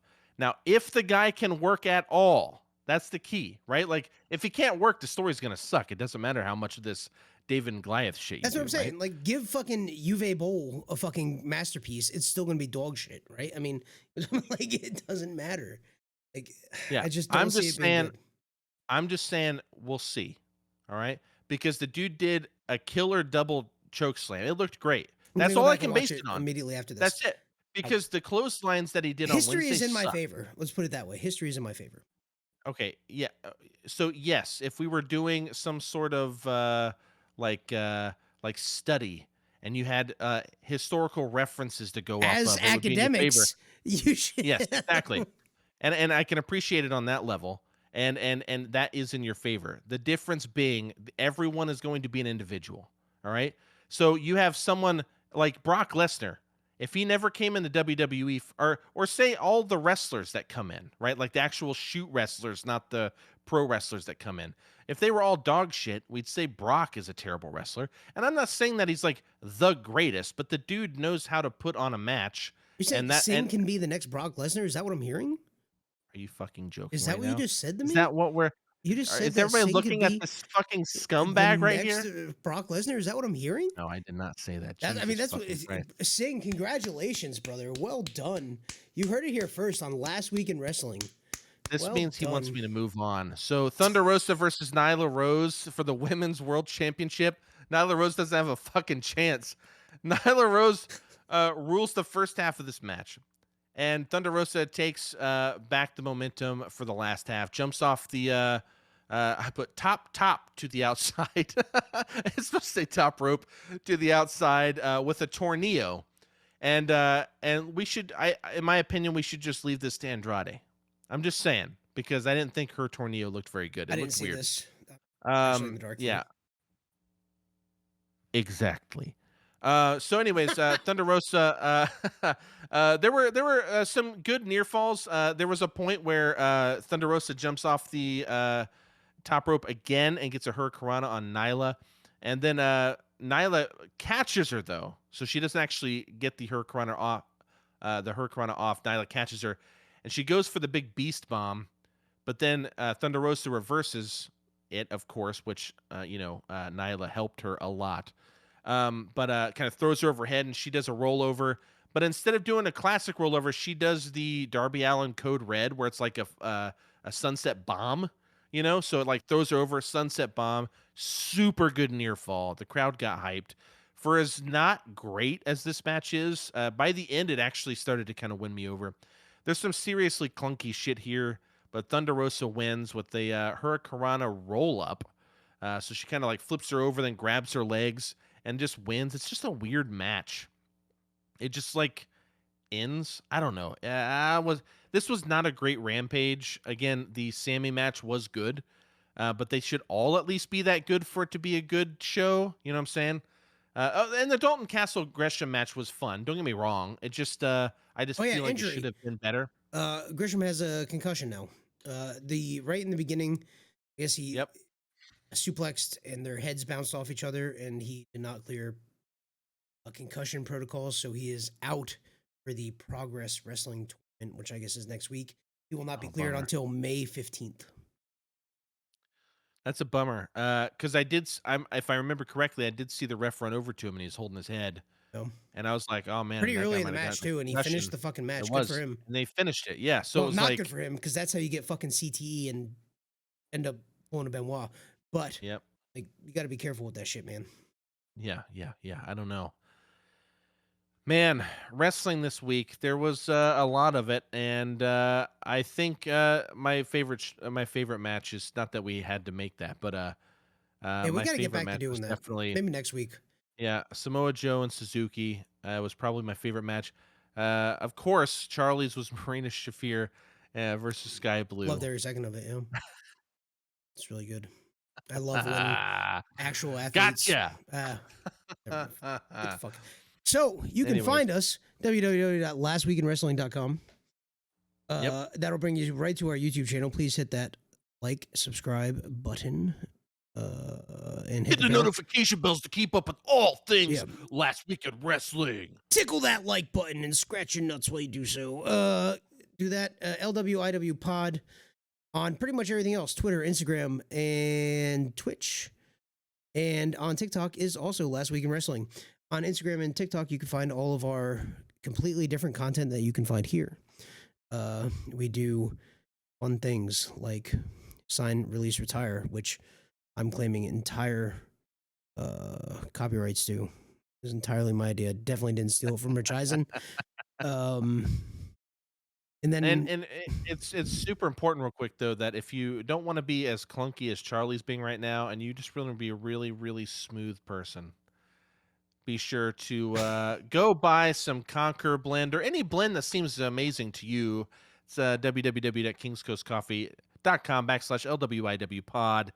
I know you can't really see the link. Let me make sure you can get that in there. Well, I mean, it's right below me, actually, like right here. Below you? What? Where the Pampers is. King's Coast Coffee affiliate, kingscoastcoffee.com, LWIW pod. Yeah. Anyways, so that's where you can find us. It's either LWIW pod or Last Week in Wrestling. Just guess. You'll find us. On Spotify, right? Go Spotify. I don't know if we ever figured out fucking Apple, Google I'll figure it out. Podcasts. No, I didn't. That is Last Week in Wrestling as well. Yeah. Okay, cool. Lots of stuff going on. Yeah. But anyways, well, that's it. Oh, so a big announcement by Tony Khan this Wednesday. Excited about streaming that. service. Not from me. Streaming service. That's what I'm guessing. That is. Let me tell you my real quick As pundits, thing. we're saying it's streaming service. Here's why I think. I think because he hadn't inked his purchase of ROH, I actually think he already had something in place so that if his ROH big announcement didn't go through, because he signed it that fucking day. So he actually didn't know for sure whenever he said the big announcement thing was going to happen. So my thinking was maybe he already had this in the bag, right? And then once he got ROH, he did that big announcement. But now that he has this in the bag, he's doing a second. Do you think it's going to be streaming service or just like, hey, we're on HBO Max now? I think it'll be HBO Max now, yeah. Yeah, okay. Or but the cool thing is, Snow though, and you get all Header the coming to AW. What? That's such a weird deep cut. But anyways, yeah, I think it's going to be a streaming service. I do think it's probably going to be HBO Max, so he can keep. I'd up be happy his, with it. I don't need to pay for another one. I don't need to pay for another one. No, dude. Nope. HBO Max is like fucking on fleek lately, dude. It is. The Batman landed today, actually. I know. Wait, did you say on fleek? I know. I'm just being dumb. Anyway, have you started watching Insane Championship Wrestling by chance? Can we start talking about that? Fuck. Okay. Nope. All right. Nope. Okay. Since I talk about half this shit because I'm the only one that watches it, you can watch something and talk about it yourself. No, I like being the guy that just interjects with things while you run the show. As the producer, that's I feel like what my job is. So. Okay. Well, on that note, play-by-play versus color commentary. Everybody likes me more, except that guy on YouTube comments. Doesn't know what an anti-hero is. He said something else too. Actually, let's pull it up here. Hold on. Do I even want to know this? Hold on. I'm probably going to get mad about it, aren't I? I mean, I deleted both his comments because it pissed me off, but I can still see them despite them not actually being there. Here's my challenge, everybody. While he's looking this up, I want you to now don't get personal, okay? But I want you to see if you can piss Charlie off in the comments, okay? Oh, here we go. J.R. Magro on the thing where we said the John Moxley promo was weird, and so is the Blackpool Combat Club. When we were talking about like we weren't sure about the name, and like John Moxley was having weird fucking promo. This is already gonna make me mad. His comment was, "It wasn't weird. It was awesome. Keep up the hot bait clickbait titles. I'm sure your 23 viewers really appreciate it." It wasn't clickbait at all, you dumb fucking pile of garbage. It's exactly what we talked about in the clip. Like, and you clicked it. Yeah. You fucking clicked it. You're literally viewer 23, dipshit. Anyways, I love how, man, we are talking mad shit about this guy. Fuck that guy. I mean, I love all of you watching. Except that guy. Actually, I love him too, because he's just giving us views and putting us into the system as well. So keep it up, J.R. Magro. Can you say that these days? I don't even know. I'm gonna end this. Sure, no. Oh. You know what I really? Oh man, I'm not controlling this. You are. I need to make you a graphic that occasionally you can just like make visible on your OBS that just says cancel like over your screen, and then I'll feel a lot better about it. I'm too old. Anyway, let's get out of here before I say anything else stupid. Get out of here. All right, guys. Thank you so much for tuning in to Last Week in Wrestling. We'll be back next Monday at 7 p.m. Eastern Standard Time. I just realized it's 4 p.m. on the far other coast. I mean, all of our Anyways, we're gonna have some fun content coming out, so definitely go follow us at all the places. Charlie, I'm out of here, man. Me too. I have to piss so bad. I'm sure everyone needed to know that. Thank you. See you next week. All right, bye.